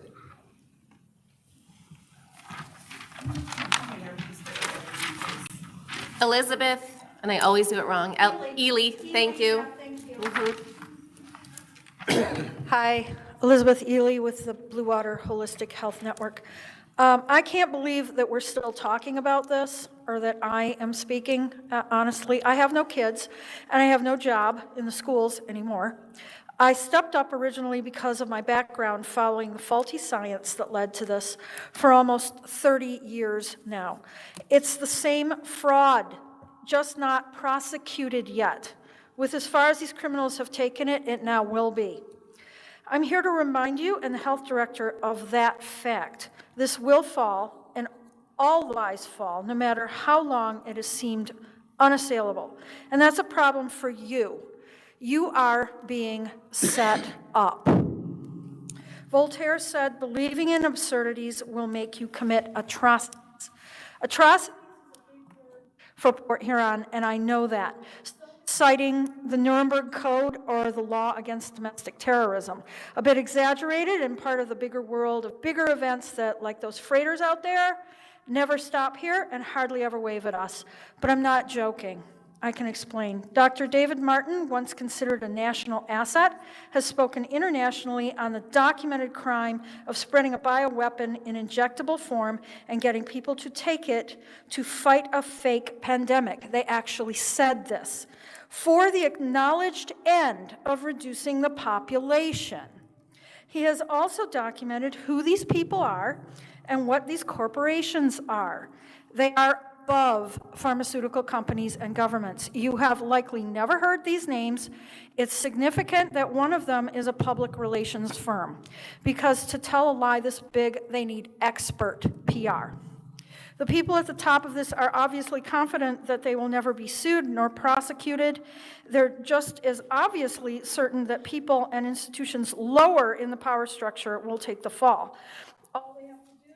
All they have to do is set up a chain of command that makes what you do against the people of this county seem professional, expedient, financially rewarding, and reasonable. They'll make you believe you are safe from legal action until you're not. Dr. Martin points out that the law against domestic terrorism for spreading a bioweapon still exists. The penalty for this is life in prison. Now, at every meeting of this body, I document to you your and health director's explicit disdain for the legitimate science, the supremacy of the rights of every man and woman under the national and state constitutions, and the credible stories of parents saying their children are being harmed. About 20 seconds. You are not safe from legal harm and prosecution. This is a purge of unethical local officials. Also, the law under which this order was written has been struck down by a Michigan court as unconstitutional. This is not, as has been said, okay, a communication problem. We have heard the intentions loud and clear. You just don't like our answer. Also, and not least, there's a lot of support for Dr. Mercatant among a certain class of politically connected people in this county, and we would like to know what is going on. We're kind of wondering, and a whole lot of FOIA requests are being submitted these days. Thank you. Yeah.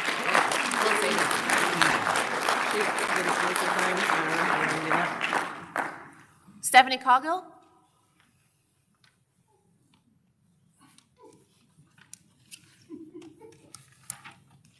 Hello. Thank you again for having us here.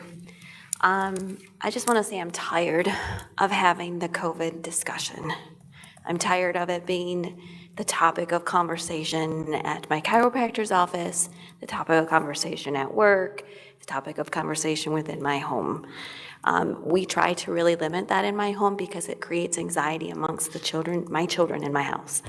I'm also a special ed preschool teacher. So if any of you have ever taught preschool in a non-pandemic stage, you will know that it is like herding cattle on a daily basis, let alone preschoolers with disabilities, ones with speech development, speech delays, cognitive development delays, autism, sensory processing disorders. It significantly impacts their learning. Me, as an educator, I can't see their faces. I know I said this last time. I have to see their faces. They have to see mine. At this point in preschool, and I'm just speaking as my own person, not on behalf of any other educator, but on my own beliefs, that I am not helping these children. This is one of their first experiences in a school district. And this is what we're telling them, that you have to cover your face, that I can't teach you how to read emotions because they can't see my face. At this age, it is crucial that they start identifying these emotions because as you see, as they get older, you have mental health issues. You have social emotional issues. You have children who cannot control their own behavior because they were not taught how to do it. That is my job. So I'm asking you as a board, whatever poll you have, to start thinking about these things.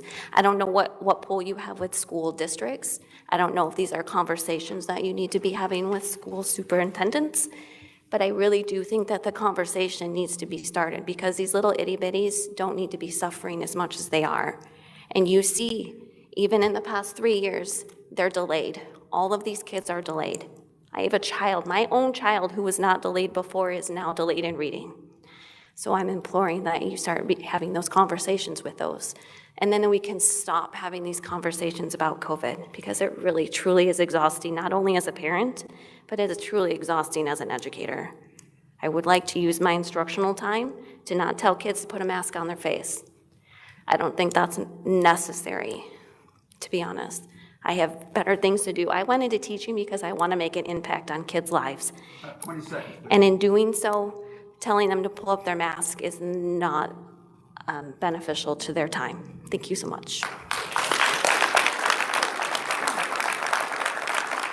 Julie Wessel? Julie Wessel?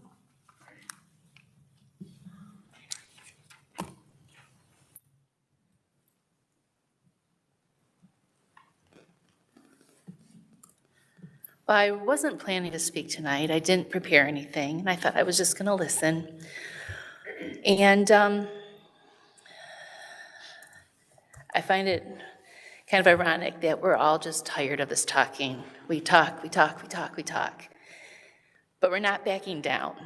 Don't mistake that for us to back down. We're going to fight for our children till this is over. At the school board level, we're told, our superintendent in Yale told us that he sought 3 different legal opinions. All of them came back and said, just do what you're told. Okay. You guys asked Mercantile to rescind the quarantine order this fall. She refused. You threatened to fire her. You were told, you can't do that. Your hands are tied. The school board's hands are tied. Who can do something? These are our children who are being forced to put a piece of cloth over their face. It's disgusting. My daughter will not do it. She's out of school again because she will not wear a mask to attend school. How many children do St. Clair County schools have to lose before you're willing to take action? I guess that's what I really want to know. Many people have threatened it. Many people have already done it. I myself am ready to pull the trigger on that. We are not going to continue with the public school system in this manner. So if you could just think about that, how many kids will it take?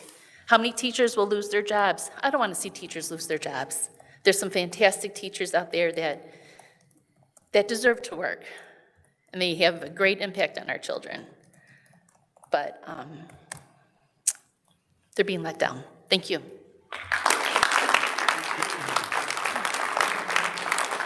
Jim Wessel? That's the last of the public speaking, and we have a couple of emails that were sent in for people who are not able to attend and asked to have their comments read into the records. So the clerk, Jay Dwyer, will read those in. So I guess it's my turn right now to get to listen to my voice. It could be irritating. You can ask my fiance that. She'll tell you all about it. Thanks. Okay. This particular one is from Randy McCracken of Kimball Township. I'm unable to attend tonight's meeting and would like my comment read aloud. Please and thank you. This unconstitutional overreach is appalling. It is not your job to keep my children healthy. These mandates are unconstitutional and single-handedly suppressing mine and my children's God-given rights.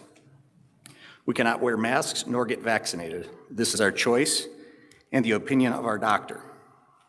We should not have to prove that we are healthy to live our lives, nor is it up to any public servant to put such a request on mine and my children's bodily autonomy. Stop the madness. This is about money and politics and not about the health of our children, and it needs to stop. Your lack of having a moral compass and standing by supreme law is ruining my children's lives and school experience. I have two AB student athletes that I just had to pull from the only school district they have ever known because you guys don't want to stand up, do your own homework for we the people and for what is right. You are being misguided by corporate counsel, which seems to have an agenda. It is beyond obvious by now. I'm not asking you to take the rights away from the people that want to mask and get vaccinated because that is their God-given right, nor are they my enemy. I want that on the record. Furthermore, you have no authority to take nor suppress our God-given rights. What we choose goes. We are healthy individuals and pose no threat to the public. I demand my God-given rights and my choice as a parent on how to take care of my children. Parents at home, take notice of those voting against and suppressing your God-given rights. Ask them why. FOIA their oaths of office and then hold them accountable. U.S. Constitution Article 6, Clause 2 says that it is the supreme law of the land. Ninth Amendment of the Constitution says the enumeration of the Constitution of certain rights shall not be construed to deny or disparage others retained by the people. We thought it was so important that we even put this amendment into our Michigan Constitution, Article 1, Section 23 of our Michigan Constitution. Take heed to the advice you are given about the authority you are granted. By you not doing your due diligence of protecting our rights, puts you personally in a position of being held responsible. I cannot express that enough. Just point of order. If he takes more than 3 minutes, should I? Technically, I mean. Should I call him on 3 minutes? From a rules standpoint. I don't. If Mr. Wessel is willing, we do have an extra 3 minutes. Yeah, I don't think I will here on these, but. Okay, I'll continue. This is from David Ernst, DO, Anne Marie Ernst, DO, MBA. To the St. Clair County Board of Commissioners, we would like to express our complete faith in the performance of our Director of Health for our county, Annette Mercantant, MD, MPH. In our combined over 80 years of service to the county, it is rare to encounter a physician as dedicated and laser-focused on the health and welfare of the community. In these trying, unpredictable, challenging times, she has brought patience, wise counsel, and stewardship to us all. She is forthright and stays on task with the mission. It would be imprudent to not support this highly qualified professional physician who has seen us through these difficult times. We recommend a subcommittee of teachers, nurses, and other medical professions to evaluate her performance and report back to the committee. Hoping reason prevails. Our absence at the meeting is because we have been blessed with a new grandchild and are unable to speak in person.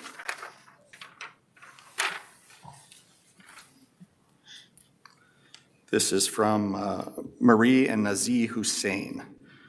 Good afternoon. We would like our email read at tonight's meeting and put on the record. We do not support Dr. Mercantant's order for masking our children. You heard all the parents last meeting. Let parents have a choice. No one is saying if this order is lifted, the people who support masks can't wear them. Let parents have a choice on what they know is right for their children. Dr. Mercantant does not know my child. I know what is in the best interest of him.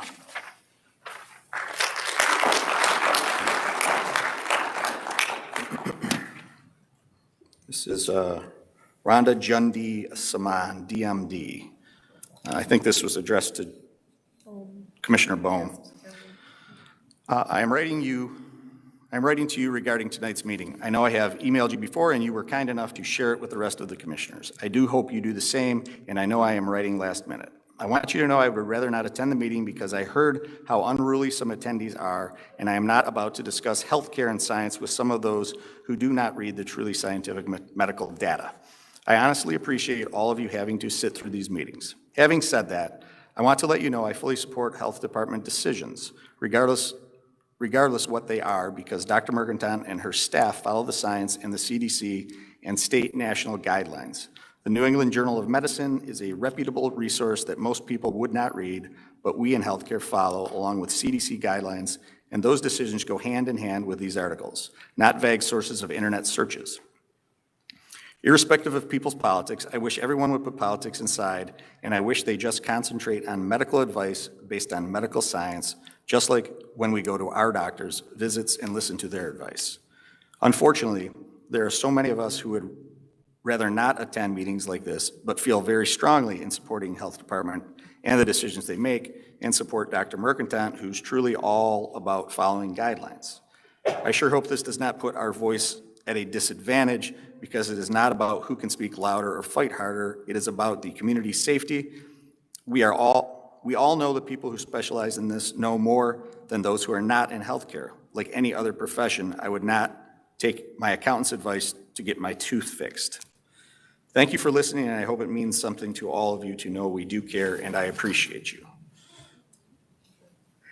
This is Randy McCracken of Kimball Township. Did I do that? Same one? Yeah, that one. Sorry about that. We brought you two. This is a different one, right? From Eric? I will keep my thoughts limited. Yes. Yeah. This is from, who's this one from? Eric. Oh, two-sided, I'm sorry. Okay, this is from Eric Sinkmajor, Fort Gratiot Township. I will keep my thoughts limited to the information which is not in dispute and share my thoughts only on these matters. It's going to sound like this should be sent to the Port Huron Area School Board, but I am addressing policies that are being suggested by a person in your employment and implemented as if they are legislative action. To begin, I'm very frustrated that our school board decided to make what appears to me to be a political maneuver and write a letter of support for an unelected civil servant who for almost 2 years now has been able to issue edicts which cover large portions of our local population against which the members of the community have been told they have no recourse. Walk into any store, attend any church, go into any public setting where people can choose whether they wear a mask or not, and you will see that everybody has made their decision, and the majority are done. Some still choose to mask. We should all support a person's choice to protect themselves. In spite of this, here we are, in a world full of data and real-world experiments in how to handle this challenge, in a world filled with schools that have attempted every conceivable measure to face this. If there was a success story, we would know about it. We know of no success stories. But conversely, can anybody name any school anywhere on the planet that has been an utter, abject, and obvious failure in comparison to others based on their lack of ameliorative action? Name just one. You can't.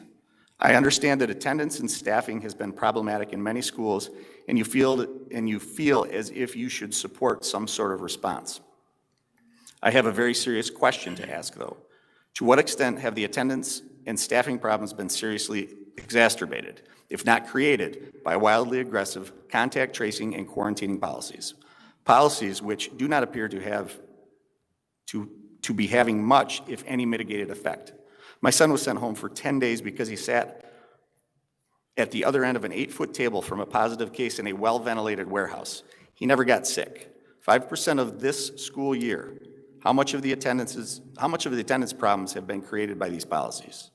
To what extent has this been made even worse by messaging which has scared so many parents?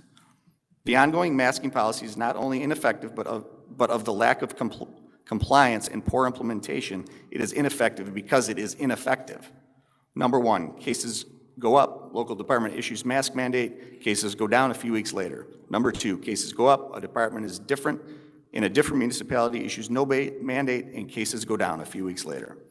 Further compliance and implementation will worsen as even more people finally understand the extreme stratification of risk for all of this. Because people are understanding this extreme stratification of risk, which has been obvious since May of 2020, they are also coming to terms with the efforts and resources wasted on extremely low groups and wondering how many people we could have helped had we invested the resources properly to begin with.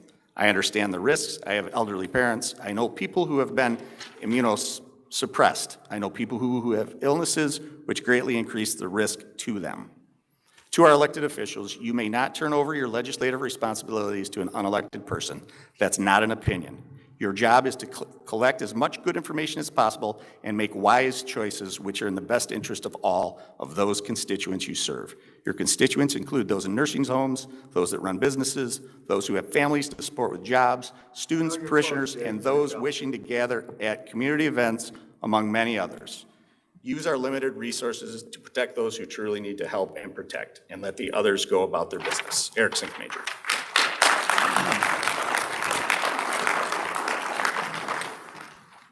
These are just going on the record. Yes, and that one was a yield. Okay, so that concludes our citizens wishing to address the board. So moving on to item 10, we have no unfinished business? 10 seconds here. Okay. Just to get Please hold. back organized. Jay's reorganizing, and then we'll go to 10. I have a tough enough time here. Yeah, All right. I'm sorry. I'm good. Okay, so, is there something you wanted to? Do you mind? No, not at all. Yeah. There were a few questions raised that I would like to address. And the first one was the idea that there's a religious exemption from wearing a mask. As you know, I'm sure there are medical exemptions there are students that have come to schools with medical exemptions. The religious exemption has not been decided in Michigan. It was in a case called the Resurrection School case that was in federal court. Federal judge held there was no right to a religious exemption from wearing masks and other mandates. It went then to the Court of Appeals that would cover our region in our state. And a judge affirmed that decision. A 3-judge panel did, and then it was set aside, and the whole Sixth Circuit is going to decide the case. So that's the only thing we have to rely on.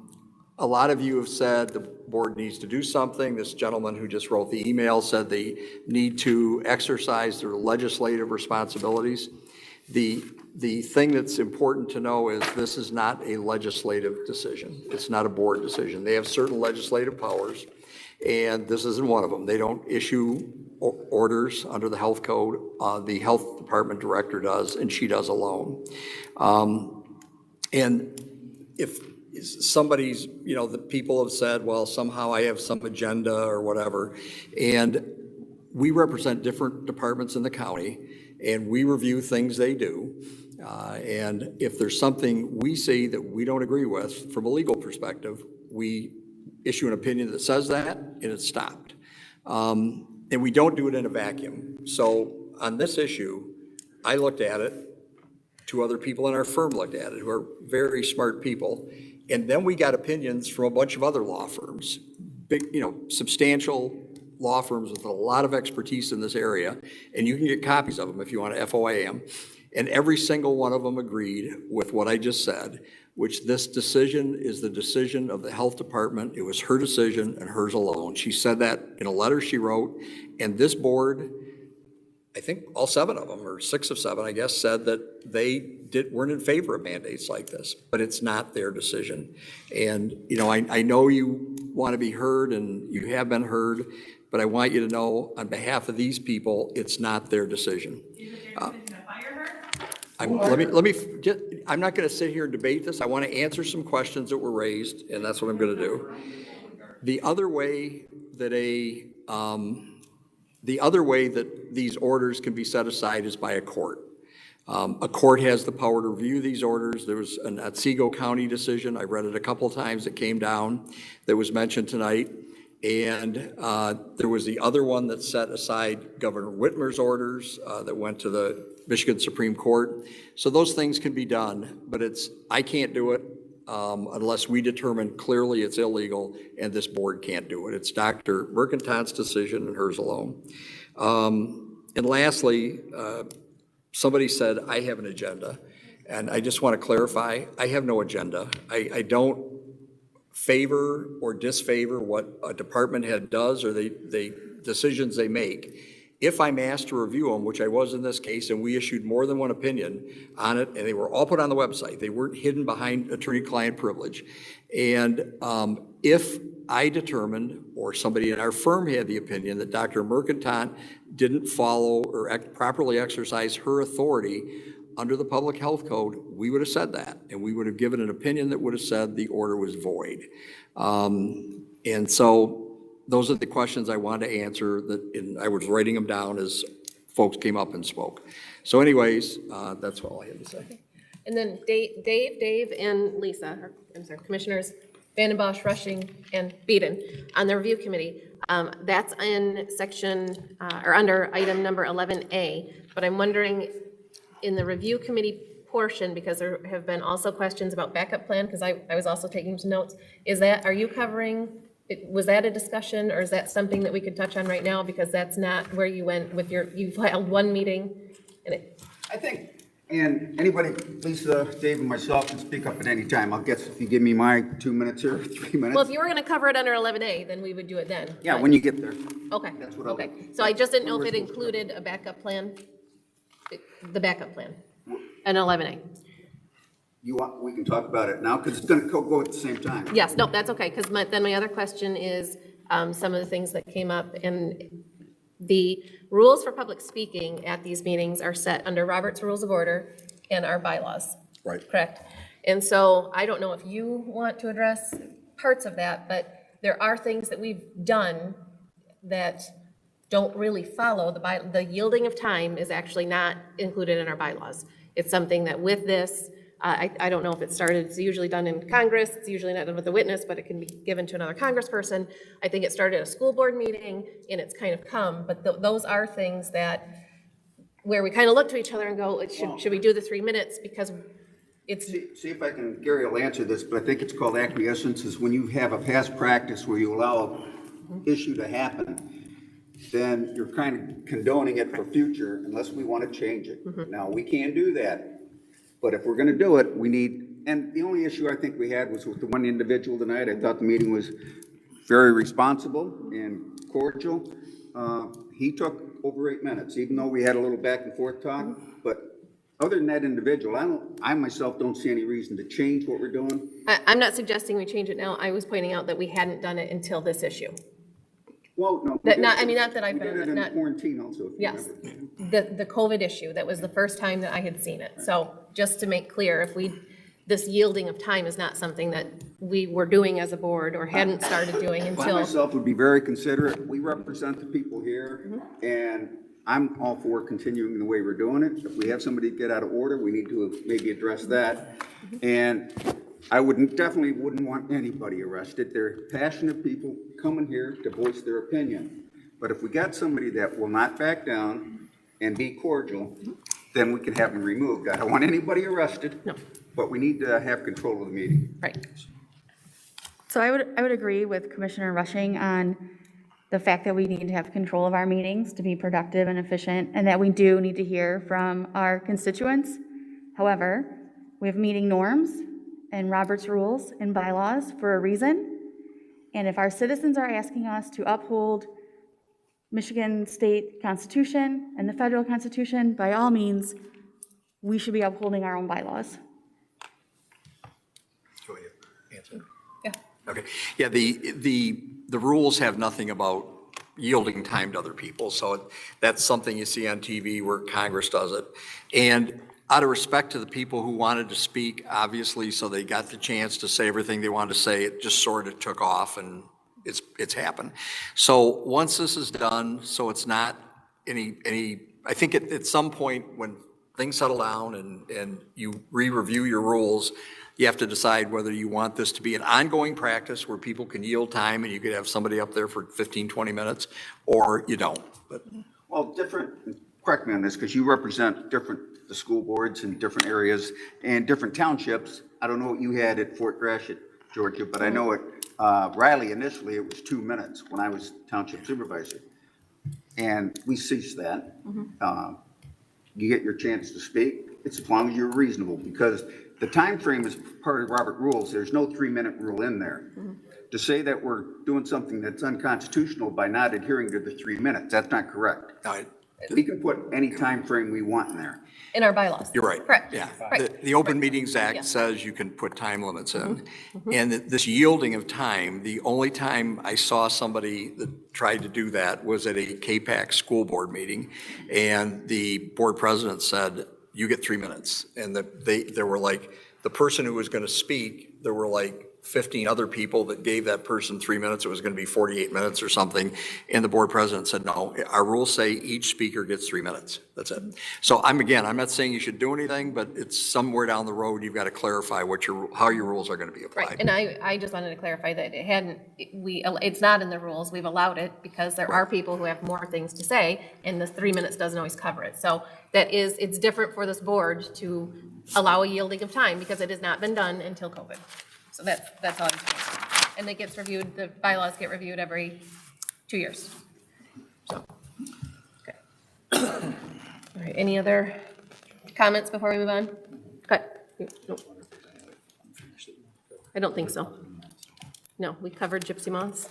Okay, 11, now moving on to new business, item 11A. I'll let the review committee take that. Because there was nothing in our packet, so. Right.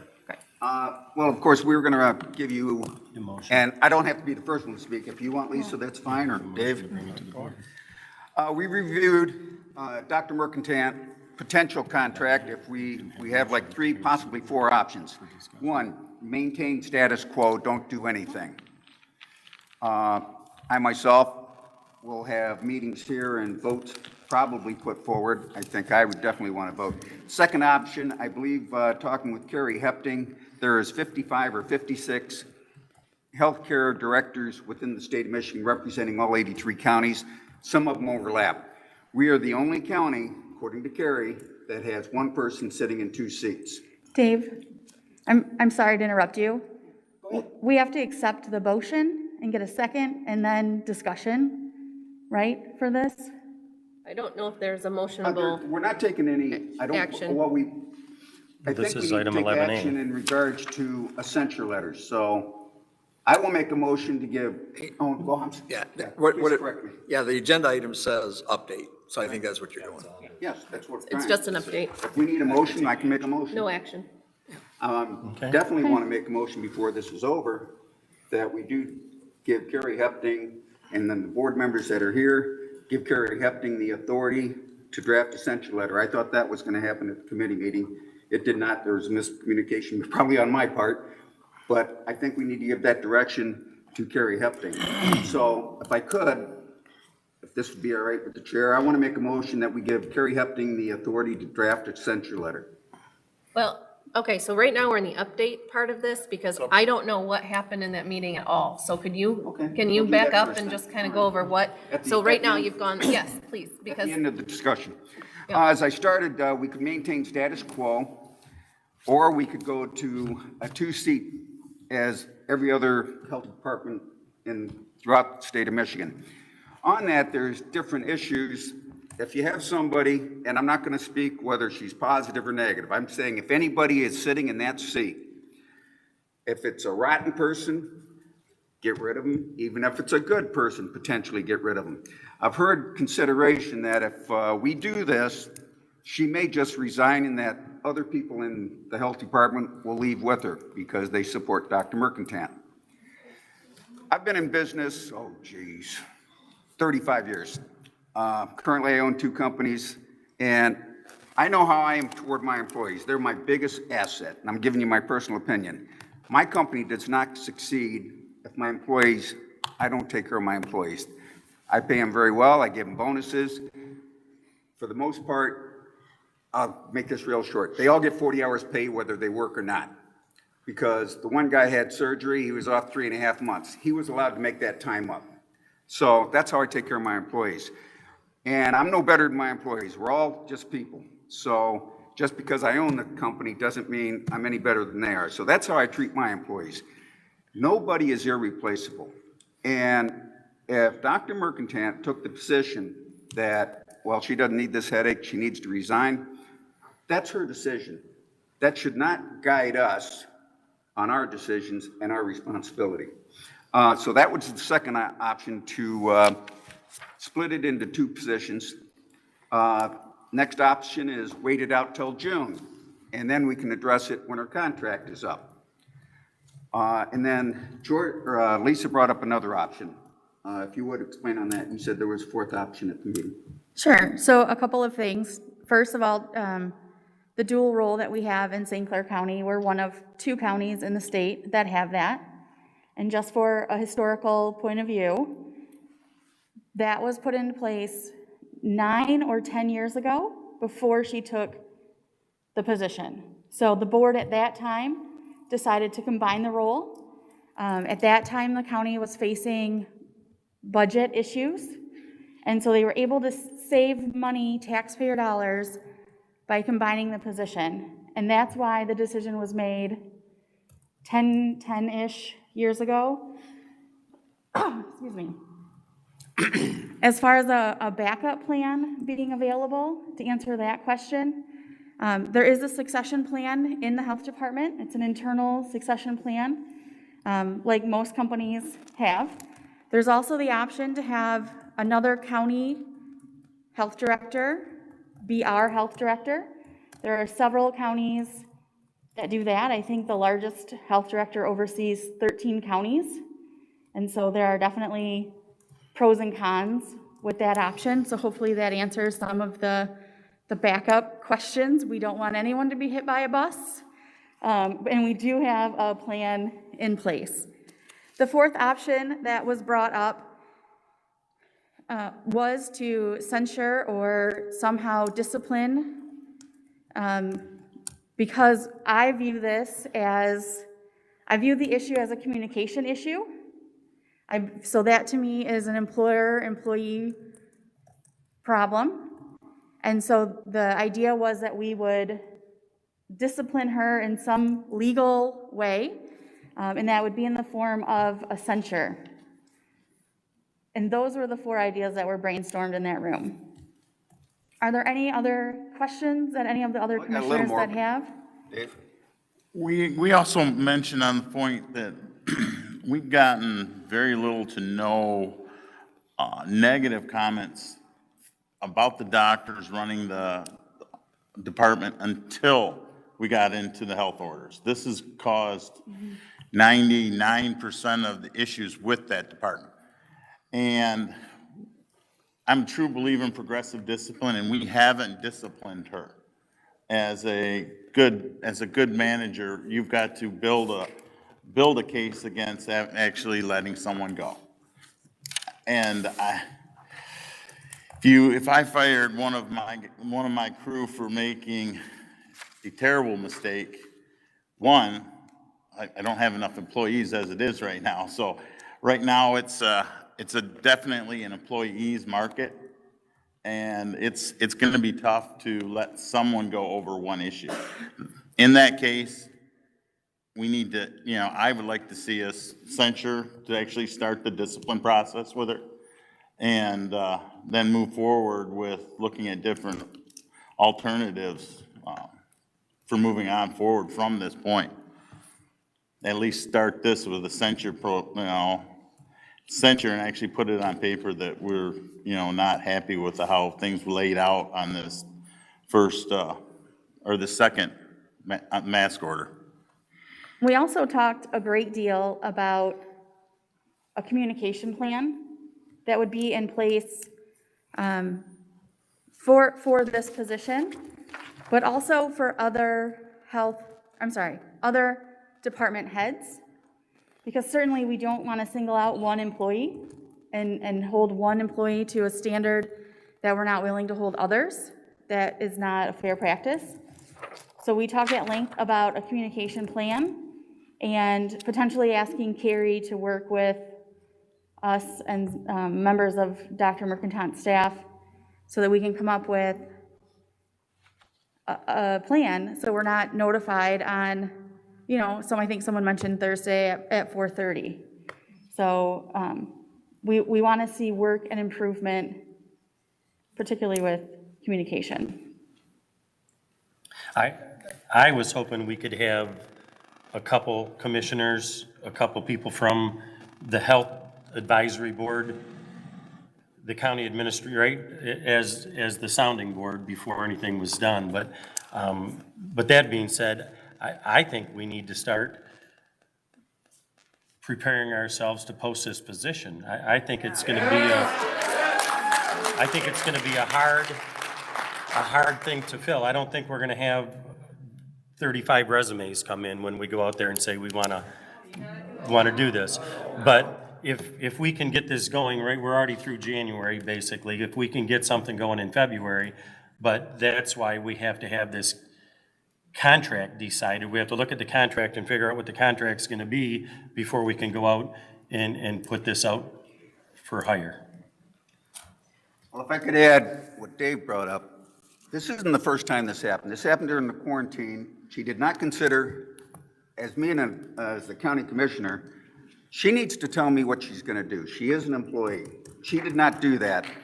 We had meetings after that, and we specifically talked to her, and she said, I won't let it happen again. She's going to advise us. She did not do that. She did not advise all the school boards superintendents. She didn't advise the county commissioners, except for Jeff Bone, from my understanding, and she did that on a phone call. I believe that's how it happened. Yes, and Jeff said, just send an email. And I didn't think that was fair. About an hour before she put it into effect. Agreed, but it needs to be brought up that Jeff asked her just to send the email. Right, but each one of us represent 23,000 people. The people here is who we represent.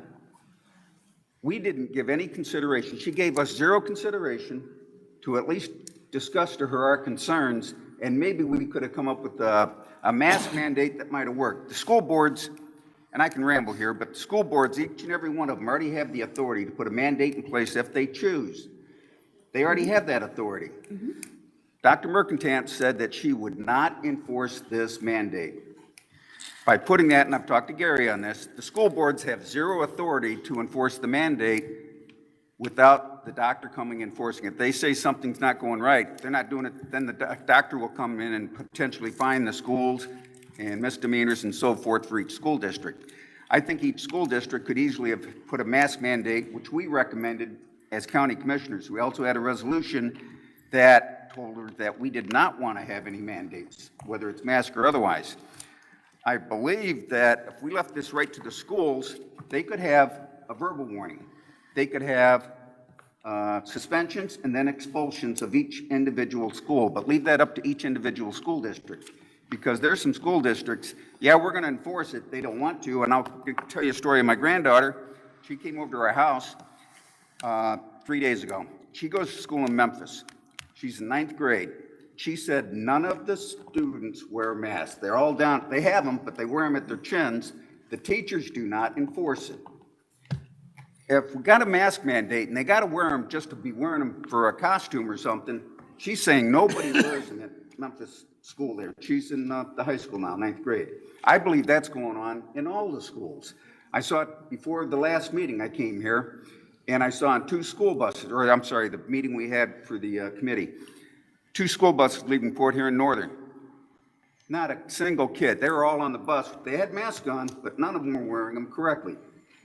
So if they're not actually using them, to put a mask mandate in place and not enforce it, I have a big issue with that. I think if she's going to put whatever the mandate in, she needs to enforce it.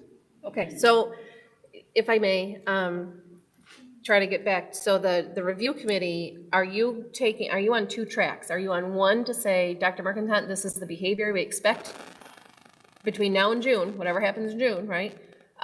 And these will be, like Dave, what Commissioner Vanden Bosch was referencing, progressive discipline, based on what expectations? So is it that you want the health advisory board to be more involved, or is there, something that she knows to follow, then if discipline has to happen, because and I do want some more information on what a censure She was already given is. that direction from all the commissioners. She did not follow that. I could easily say that's insubordination by not informing us after she told us she would. Okay. If you want to say she has statutory rights to do it, she also was insubordinate by not doing what she said she was going to do. So that's the censure. What I want to do, the censure, I definitely want to put a motion, if that's possible tonight, to give Carrie Hepting the information or go forward with the censorship. At the next meeting, I would appreciate that this be put on Lisa Beeden's agenda, because I definitely, and we each get to vote for ourselves, but I definitely want to put this out for bid and see what kind of response we get. To put this in one person, nobody's irreplaceable, and I can say that over and over again.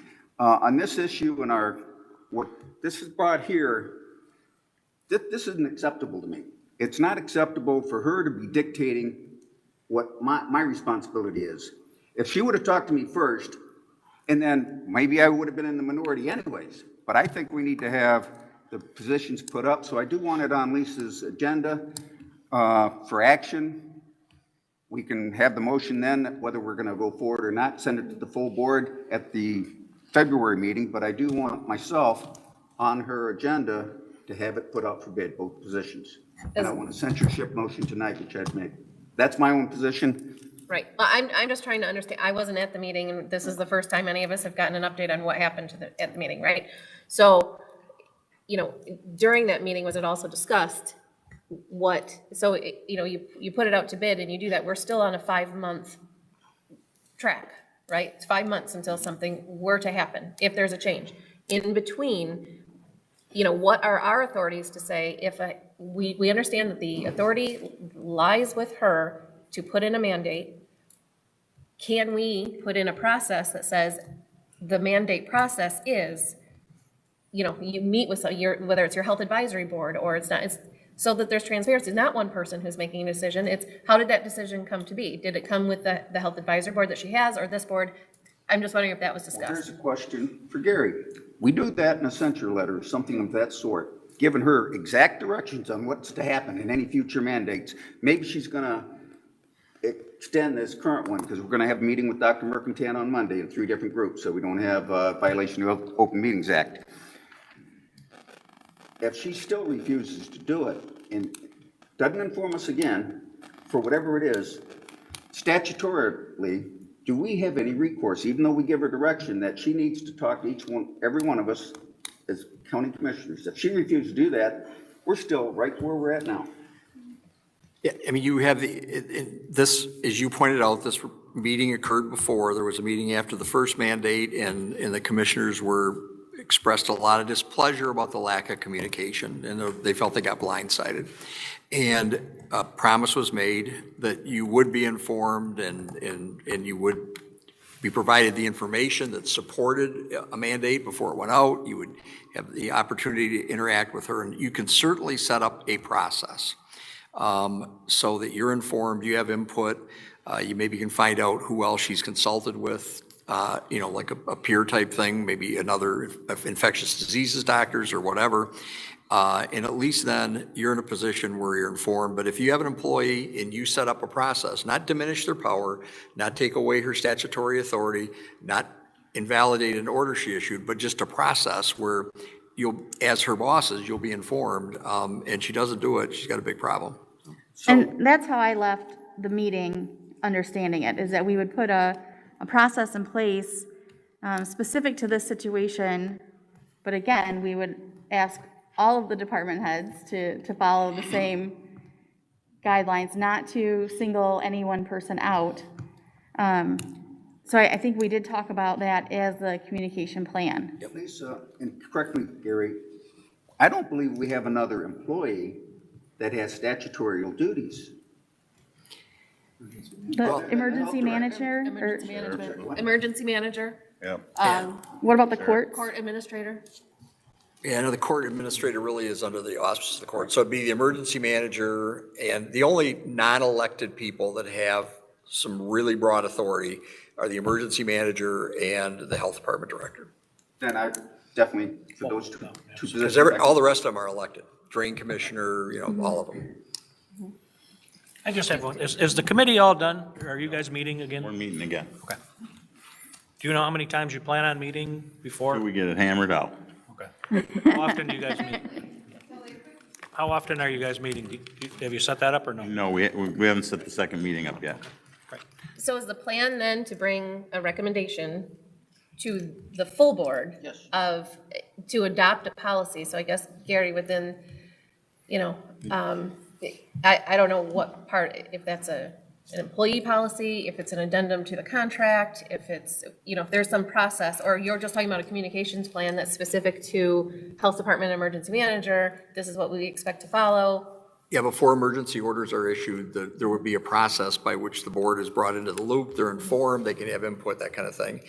What I remember about the committee is this. Number one, this plan would go into place. Number two, the possibility of directing Carrie Hepting to prepare a draft censure order to be brought to the board. And the third thing was for Carrie to bring information about how these other positions are filled, the kind of people they get, where they can be recruited from, with an eye toward posting the job before the time comes up, I guess, at the end of June is when it's.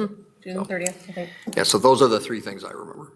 So in these things to all happen between the two February meetings is the goal? I guess you got to ask I Carrie. think and just see if I'm correct, I'll meet whenever, however, as quick as possible to get this done in February. I want this gone.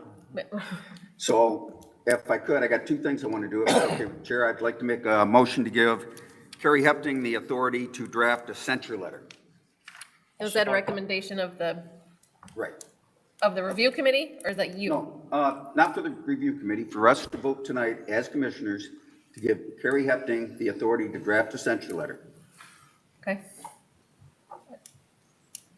Yeah, that's what they talked about, that the board would hear the report and then decide whether the board would give the direction to Carrie Hepting to draft a censure letter to be brought back here for the board to review and vote on. Okay, and this is, I'm sorry, I didn't mean to miss, this is from the recommendation of the review committee, was my question. Alternate struck on it. Yep. And Gary Fletcher was there also. Right, and right. He said, correct me if I'm wrong, but you said this needs to be done sooner rather than later. Well, That was one of the conversations. It doesn't get done pretty soon, it's just becomes stale, so. And this is a censure letter, or this is to draft a censure Letter. to both, or to what, I mean, you've brought up the other two, so I just want to be clear on what the motion is. I think this would give us, we got a second, but I believe this would give us the necessary, what he was saying, that a censure letter be put on her personal record as an employee, that if it happens again, we already have something on her record. Because we're the elected officials. We're the ones that have to be held accountable. So just for the official record here, I want to make sure I get it. So Commissioner Rushing is making a motion to grant the county administrator, Carrie Hepting, the authority. Or directing her to. Or are you directing her to draft a censure? Directing her to, because when we're, correct me if I'm wrong, Lisa, and Dave, at the meeting, she already said she has enough information to do that. She knows how to do it, and she can do it. So she'd draft a censure letter, bring it back to us, and if there's any corrections or adjustments, we can make that at our board meeting. Yeah, on the first, on your meeting. Well, no, at our committee meeting in February. Right, so we have a motion, I guess, just to keep this in order here. We've got a motion that says, again, Commissioner Rushing, motion to grant County Administrator Carrie Hepting the authority and the request to, because you don't even know that you necessarily have the authority, I guess you're granting her that, right? Yes. Granting her the authority to draft a letter with the desire that the letter's being drafted of censure for the county health director. Is that, am I? Then that. You're in the motion, right? Yes. Okay. And then that letter would be brought to the commissioners to vote on whether or not it's implemented. And some help, if I may, and submitted to the county board. Correct. Support. And we Well, have Dave, Duke already supported, Duke done support? Yes. and now I made the motion, but you're the chair. If there's any other discussion? Yeah, we have a motion. Great, we have a motion of support, so any other? Could I ask, if I could? So you have this be a roll call vote? This is a very serious item, and I want to know where everybody stands in this. Sure, prerogative. Yeah, he can, absolutely. Okay. So that we're all clear, we're drafting a letter. Yes. Nothing goes into effect tonight. The real censure may or may not happen in February. Based on this is how I understand the motion, based on how the board receives the drafted letter, reviews it, and finds it to be either accurate or inaccurate. Because there could be, and you'll accept that. I want to trust Carrie Hefting on this, and whatever she brings to us, it may be too strong, it might not be strong enough, and then at our board meeting, we can amend, add something to the potential censure letter, take away or add to. Well, and so I'm comfortable with that because I don't have it in front of me to vote on language, right? So this is just to draft it. Right. Okay. Okay. So I understand it. You've We have got it? support. Okay. Roll Everyone has it? Yep. Okay, roll call, please. Commissioner Rushing. Yes. Commissioner Baldwin. Yes. Commissioner Vanden Bosch. Yes. Commissioner Beeden. Yes. Commissioner McConnell. Yes. Commissioner Dunn. Yes. Home absence, 6-0. Okay, so we're good on the updates, that's, I'm pretty good on the update, just that I don't know if I can do it here tonight or just request it later, but I definitely want it on Lisa's agenda next month for discussion for potentially putting the jobs up for bid. Literally just add that to the agenda. oh, that'll be an agenda, okay. You would add it like you'd normally add it to your committee agendas, same Okay. fashion. If you would, Lisa, please add it to your agenda. Whether it goes anywhere or not, but at least we'll discuss it. But first, we need a new contract, right? We need the current contract looked at and made the way we want it made. Right, because our current contract is for the dual role. Exactly, that's what I'm saying. We need to separate that, and we need to be able to, in the contract, know what we're going to pay these people, That's so we right. can evaluate all things considered. What I asked Carrie, and she might have found it prior to, but I asked her for a lot of information prior to the meeting with other counties and how we could fill the position and potentially a 30-day contract in case, just say Dr. Mercantile decided just resign. We could contact Sanilac, Macomb, whatever county, give them a 30-day contract, and if it's $200,000, here's $20,000 to cover St. Clair County until we can get the position filled with the quality person. And you need to do that with any position, because nobody's, a car wreck can get rid of somebody tonight, or whatever, however you want to do it, a heart attack. Okay, right. One last thing I think we need to bring up before we move on is that last meeting and this meeting, the general consensus of this Board of Commissioners was to not have Dr. Mercantile present. And so we own that as commissioners. And then secondly, I would like to point out that she did proactively schedule interviews with us, or not interviews, meetings with us to talk about what may or may not happen next week. Lisa, I want to agree with you on that, because I did ask her, she asked if she should come, and I didn't feel that it was fit. To have her here, she would get talked over, and she would incite you guys. I mean, it really wouldn't work well with her here, because I don't see why one person needs to take that, because you won't let her speak. It also is not, it's not normal practice for department heads to be here if they don't have an actionable agenda item.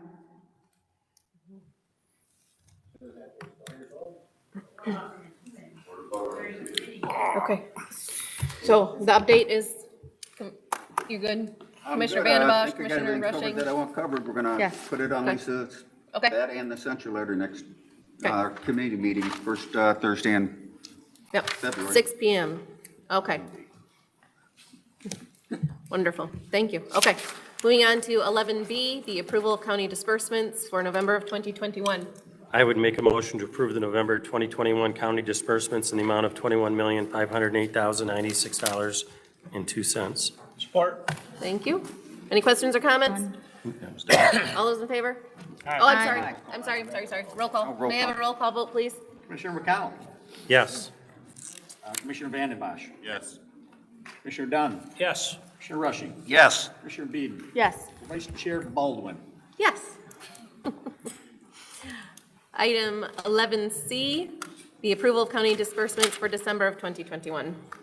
Mrs. Chair, I'd like to make a motion to approve the December 21st county disbursements in the amount of $15,577,799.52. Support.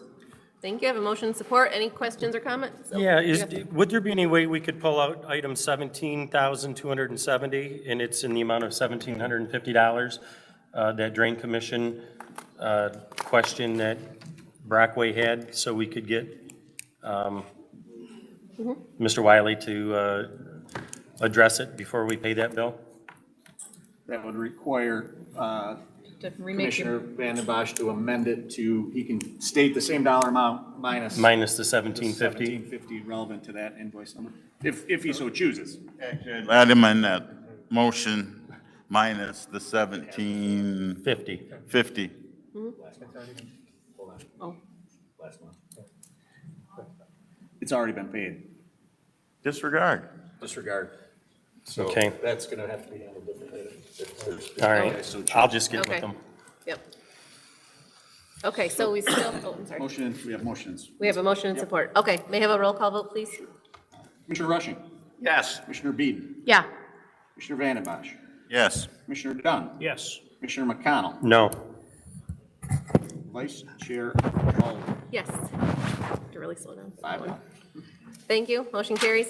Item 11D, the 2022 service provider agreement with Blue Water Safe Horizons. At this time, I'd like to make a motion to approve the agreement with Blue Water Safe Horizons for senior citizen millage services for a term of January 1st, 2022 through December 31st, 2022, in the amount not to exceed $46,779. Support. Thank you. We have a motion support. Okay. Any questions or comments? Oh, all those in favor? Oh, I'm sorry, roll call vote? Commissioner Beeden. Yeah. Commissioner Dunn. Yes. Commissioner Vanden Bosch. Yes. Commissioner McConnell. Yes. Commissioner Rushing. Yes. Vice Chair Baldwin. Yes. These all of these. Pretty much. Anything we're spending money. Okay, yeah. I'll flag Thank you. Motion carries. Are we on E? E. 11E, 2022 service provider agreement with the Council on Aging. I would make a motion to approve the agreement with the Council on Aging, Inc. for the senior citizens millage services for a term of 1/1/22 through 12/31/22 in amount not to exceed $4,117,204. Support? Okay. A motion support. Any questions or comments? May I have a roll call vote, please? Commissioner Vanden Bosch. Yes. Commissioner Rushing. Yes. Commissioner Dunn. Yes. Commissioner Beeden. Yes. Commissioner McConnell. Yes. Vice Chair Baldwin. Yes. Thank you. Motion carries. Item 11F for the service provider agreement for 22 for housing matters. This time I move to approve the agreement with Housing Matters for Senior Citizens Millage Services for a term of 1/1/2022 through 12/31/2022 in the amount not to exceed $14,900. So moved. Oh, so was moving support? Yep. Okay. Any questions or comments? May I have a roll call vote, please? Commissioner McConnell. Yes. Commissioner Vanden Bosch. Yes. Commissioner Beeden. Yes. Commissioner Rushing. Yes. Commissioner Dunn. Yes. Vice Chair Baldwin. Yes. Thank you. Motion carries. Item 11G, the 2022 service provider agreement for Hunter Hospitality House. Mr. Chair, I'd like to make a motion to approve the agreement with Hunter Hospitality, Inc. for senior citizen millage service for a term of 1/1/22 through 12/31/22 in not to exceed $10,800. Support? Okay. Motion support. Any questions, comments? May I have a roll call vote, please? Commissioner Beeden. Yes. Commissioner McConnell. Yes. Commissioner Dunn. Yes. Commissioner Vanden Bosch. Yes. Commissioner Rushing. Yes. Vice Chair Baldwin. Yes. Thank you, motion carries. Item 11H, 2022 Service Provider Agreement with Lakeshore Legal Aid. Madam Chair, I'd make the motion to approve the agreement with Lakeshore Legal Aid for senior citizen millage service for a term of 1/1/22 through 12/31/22 in the amount not to exceed $346,658. Thank you. Have a motion support. Any questions, comments? May I have a roll call vote, please? Commissioner Dunn. Yes. Commissioner McConnell. Yes. Commissioner Vandenbosch. Yes. Commissioner Beeden. Yes. Commissioner Rushing. Yes. Vice Chair Baldwin. Yes. Thank you. Motion carries. 11I, 2022 Service Provider Agreement with the Port Huron Housing Commission. Madam Chair, I'd move to approve the agreement with the Port Huron Housing Commission for senior citizen millage service for a term of January 1st, 2022 through December 31st, 2022 in the amount not to exceed $17,115. Support. Thank you. Have a motion support. Any questions, comments? May I have a roll call vote, please? Commissioner Beeden. Yes. Commissioner Dunn. Yes. Commissioner Rushing. Yes. Commissioner Vandenbosch. Yes. Commissioner McConnell. Yes. Vice Chair Baldwin. Yes. Thank you. Motion carries. 11K, contract approval request from the Romine Group. Should we do J? Oh, I'm sorry. okay. I already crossed it out. I did. Sorry, Jay. I like that you're excited. 11J, right? At this time, I'll make a motion to approve the agreement with St. Clair County Public Guardian's Office for senior citizen millage services for a term of January 1st, 2022 through December 31st, 2022 in the amount not to exceed $84,387. Support. Thank you. We have a motion support. Any questions, comments? May I have a roll call vote, please? Commissioner Vandenbosch. Yes. Commissioner Rushing. Yes. Commissioner Beeden. Yes. Commissioner McConnell. Yes. Commissioner Dunn. Yes. Vice Chair Baldwin. Yes. Thank you. Motion carries. Now, K, the contract approval request for the Romine Group. And Mike McMillan was here earlier, but he texted he had to go pick up his kids. So otherwise, he would be here. So if you have any questions, we're going to have to refer him to Dave Struck. I got the answers. Okay. I would make the motion to approve the agreement with the Romine Group for the Recovery High School program for a term of 12/1/21 through 9/30/22, an amount not to exceed $95,000. Support. Thank you. Duke. I have a motion support. Any questions, comments? When I talked to Mike earlier this week, and I told him I didn't know that he needed to be here tonight because I thought it might be a while to wait till his turn came in line. But there's 2 people enrolled in the program right now. They're hoping for more. If we don't get more, there's a good chance that we won't get the grant next year. It's 100% funded right now. It costs the county $0. It's one of 2 programs that help teach these children that have been recovering addicts. So, I mean, we hope that we don't have kids that need it, but we know that we do. So right now there's 2. Last year there was 2 to begin with and finished the year up with just 1. And so we don't know where it'll go next year, but this year it's funded and it's not based on the number of kids we have. The following year would be. Thank you. Any questions for Commissioner McConnell? Then we have a motion support. May I have a roll call vote, please? Commissioner Beeden. Yes. Commissioner McConnell. Yes. Commissioner Vandenbosch. Yes. Commissioner Dunn. Yes. Commissioner Rushing. Yes. Vice Chair Baldwin. Yes. Thank you. Motion carries. Item 11L, the contract approval request with Schultz Ventures LLC. This time I move to approve the building lease with Schultz Ventures LLC for a term of 2/1/22 through 1/31/29 in the amount of $151,200. Support. Okay. Motion support. Any questions or comments? May I have a roll call vote, please? Commissioner McConnell. Yes. Commissioner Vandenbosch. Yes. Commissioner Rushing. Yes. Commissioner Dunn. Yes. Commissioner Beeden. Yes. Vice Chair Baldwin. Yes. Thank you. Motion carries. Item 11M, the contract for part-time arraignment attorney in the Office of the Public Defender. At this time, I'd like to make a motion to approve the contract arraignment attorney agreement with Kelly Turner for 1-year term in the amount of $25,000. Support. Thank you. Motion support. Any questions, comments? May I have a roll call vote, please? Commissioner Dunn.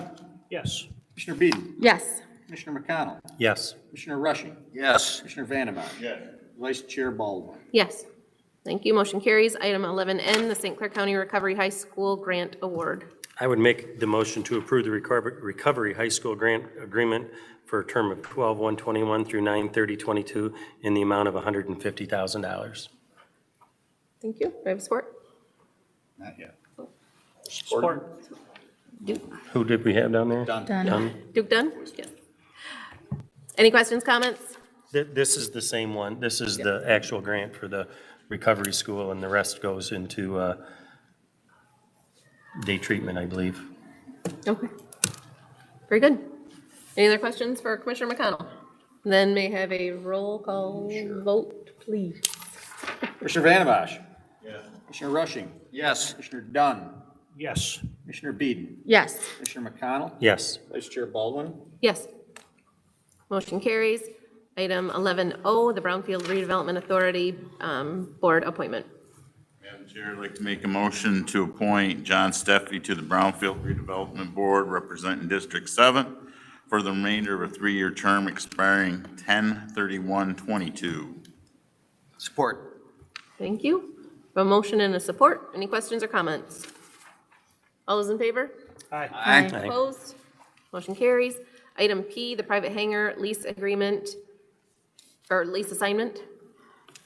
This time I move to approve the lease assignment and consent of owner from Edward Amyot and Spartan Aviation to Matthew Yee and Matt Eco for private hangar parcel T-19. Support. Thank you. Have a motion and support. Any questions or comments? All those in favor? Aye. Aye. Opposed? Motion carries. Item 11Q, the Resolution 2022-01, St. Clair County Master Recreation Plan from 2022 until 2026.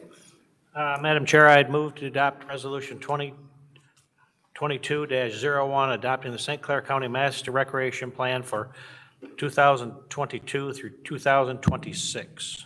Support. Thank you. I have a motion and a support by Commissioner Rushing. Dave Struck is here. He's been instrumental in handling that. Does anyone have any questions for Mr. Struck? Okay, it's a great plan. All those in favor? Oh, I'm sorry. Yeah. Aye. Okay. Opposed? Motion carries. All right. Item R, the survey and remonumentation grant. Madam Chair, I'd move to approve the survey and remonumentation grant agreement for a term of 1/1/22 through 12/31/22 in the amount of $92,178.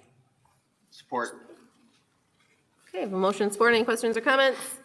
May I have a roll call vote, please? Commissioner Rushing? Yes.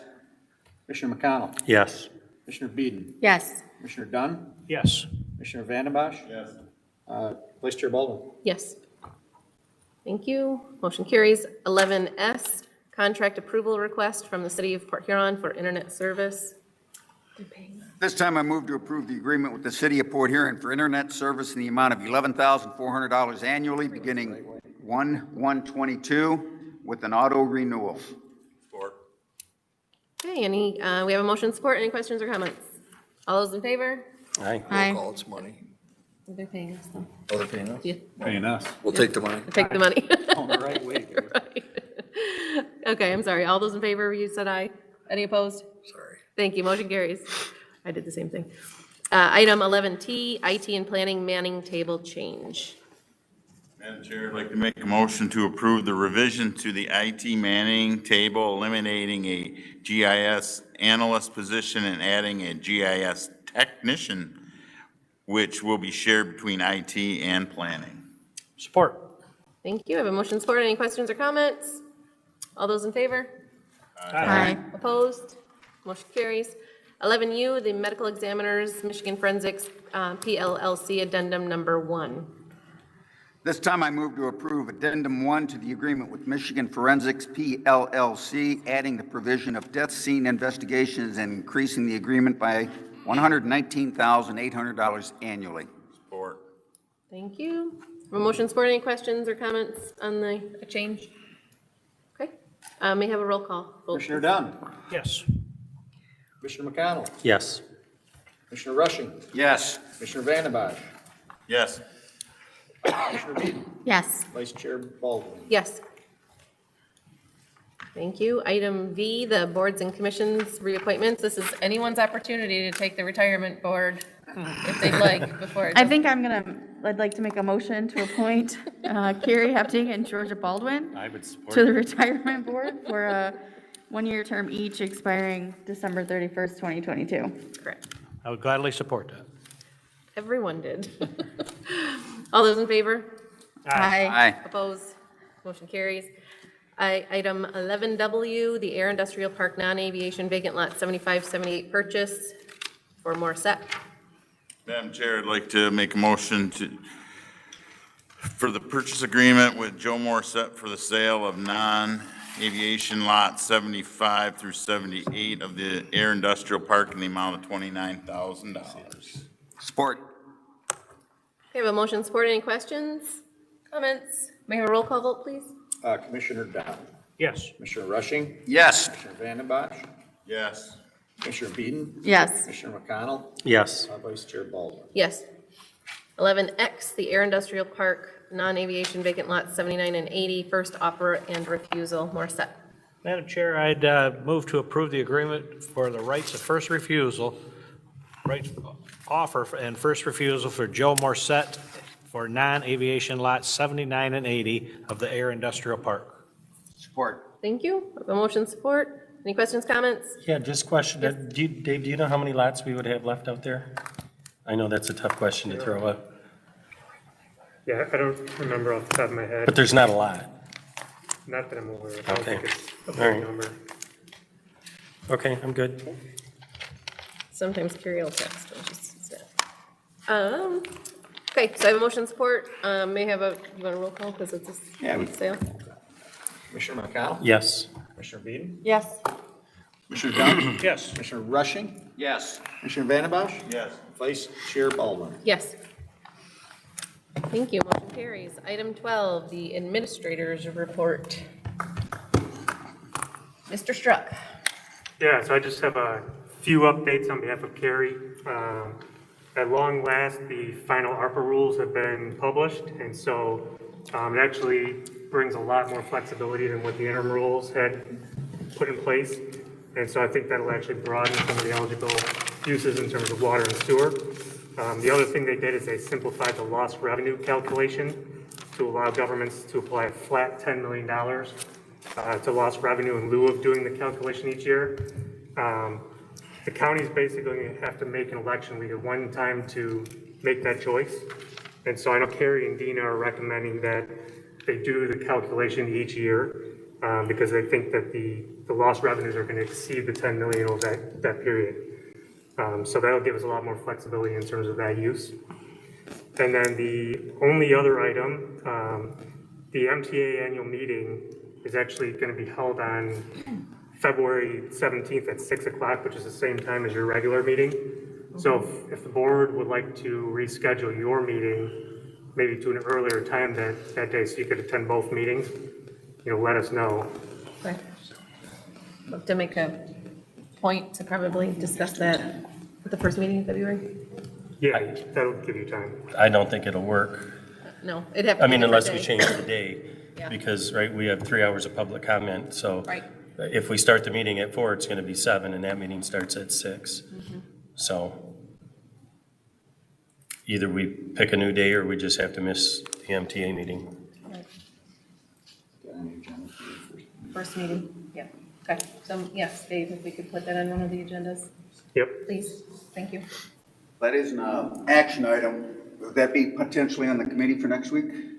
Yes, so that we can make sure we post it My in enough initial time. thought is potentially the following Thursday to keep it consistent with Thursdays, because we've done that in our December meetings, hold it Oh, the week earlier on the Thursday. So at this Okay. time, we could hold it potentially a week later or a week earlier, whatever this board, but I'd like to keep it on a Thursday so we're consistent. So on the next agenda for either the 10th or 24th. Okay. That's Is that it? Okay. Any questions for Mr. Struck? No? Oh, yeah. Yeah. Oh. We have instead of this straight line, this communication is terrible. I can't see anybody down here. It's louder. Huh? It's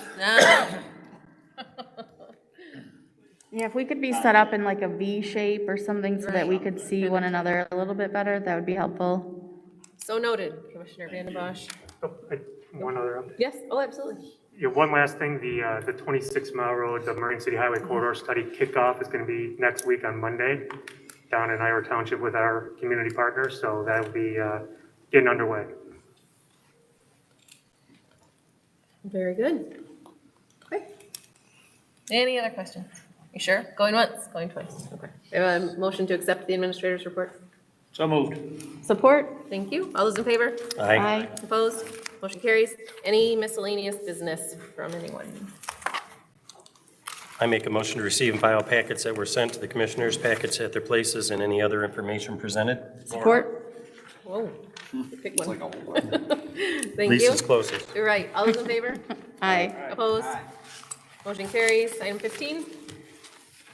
Make a motion to adjourn. Thank you. All those in favor? Aye. Aye. Opposed? Motion carries. Meeting adjourned.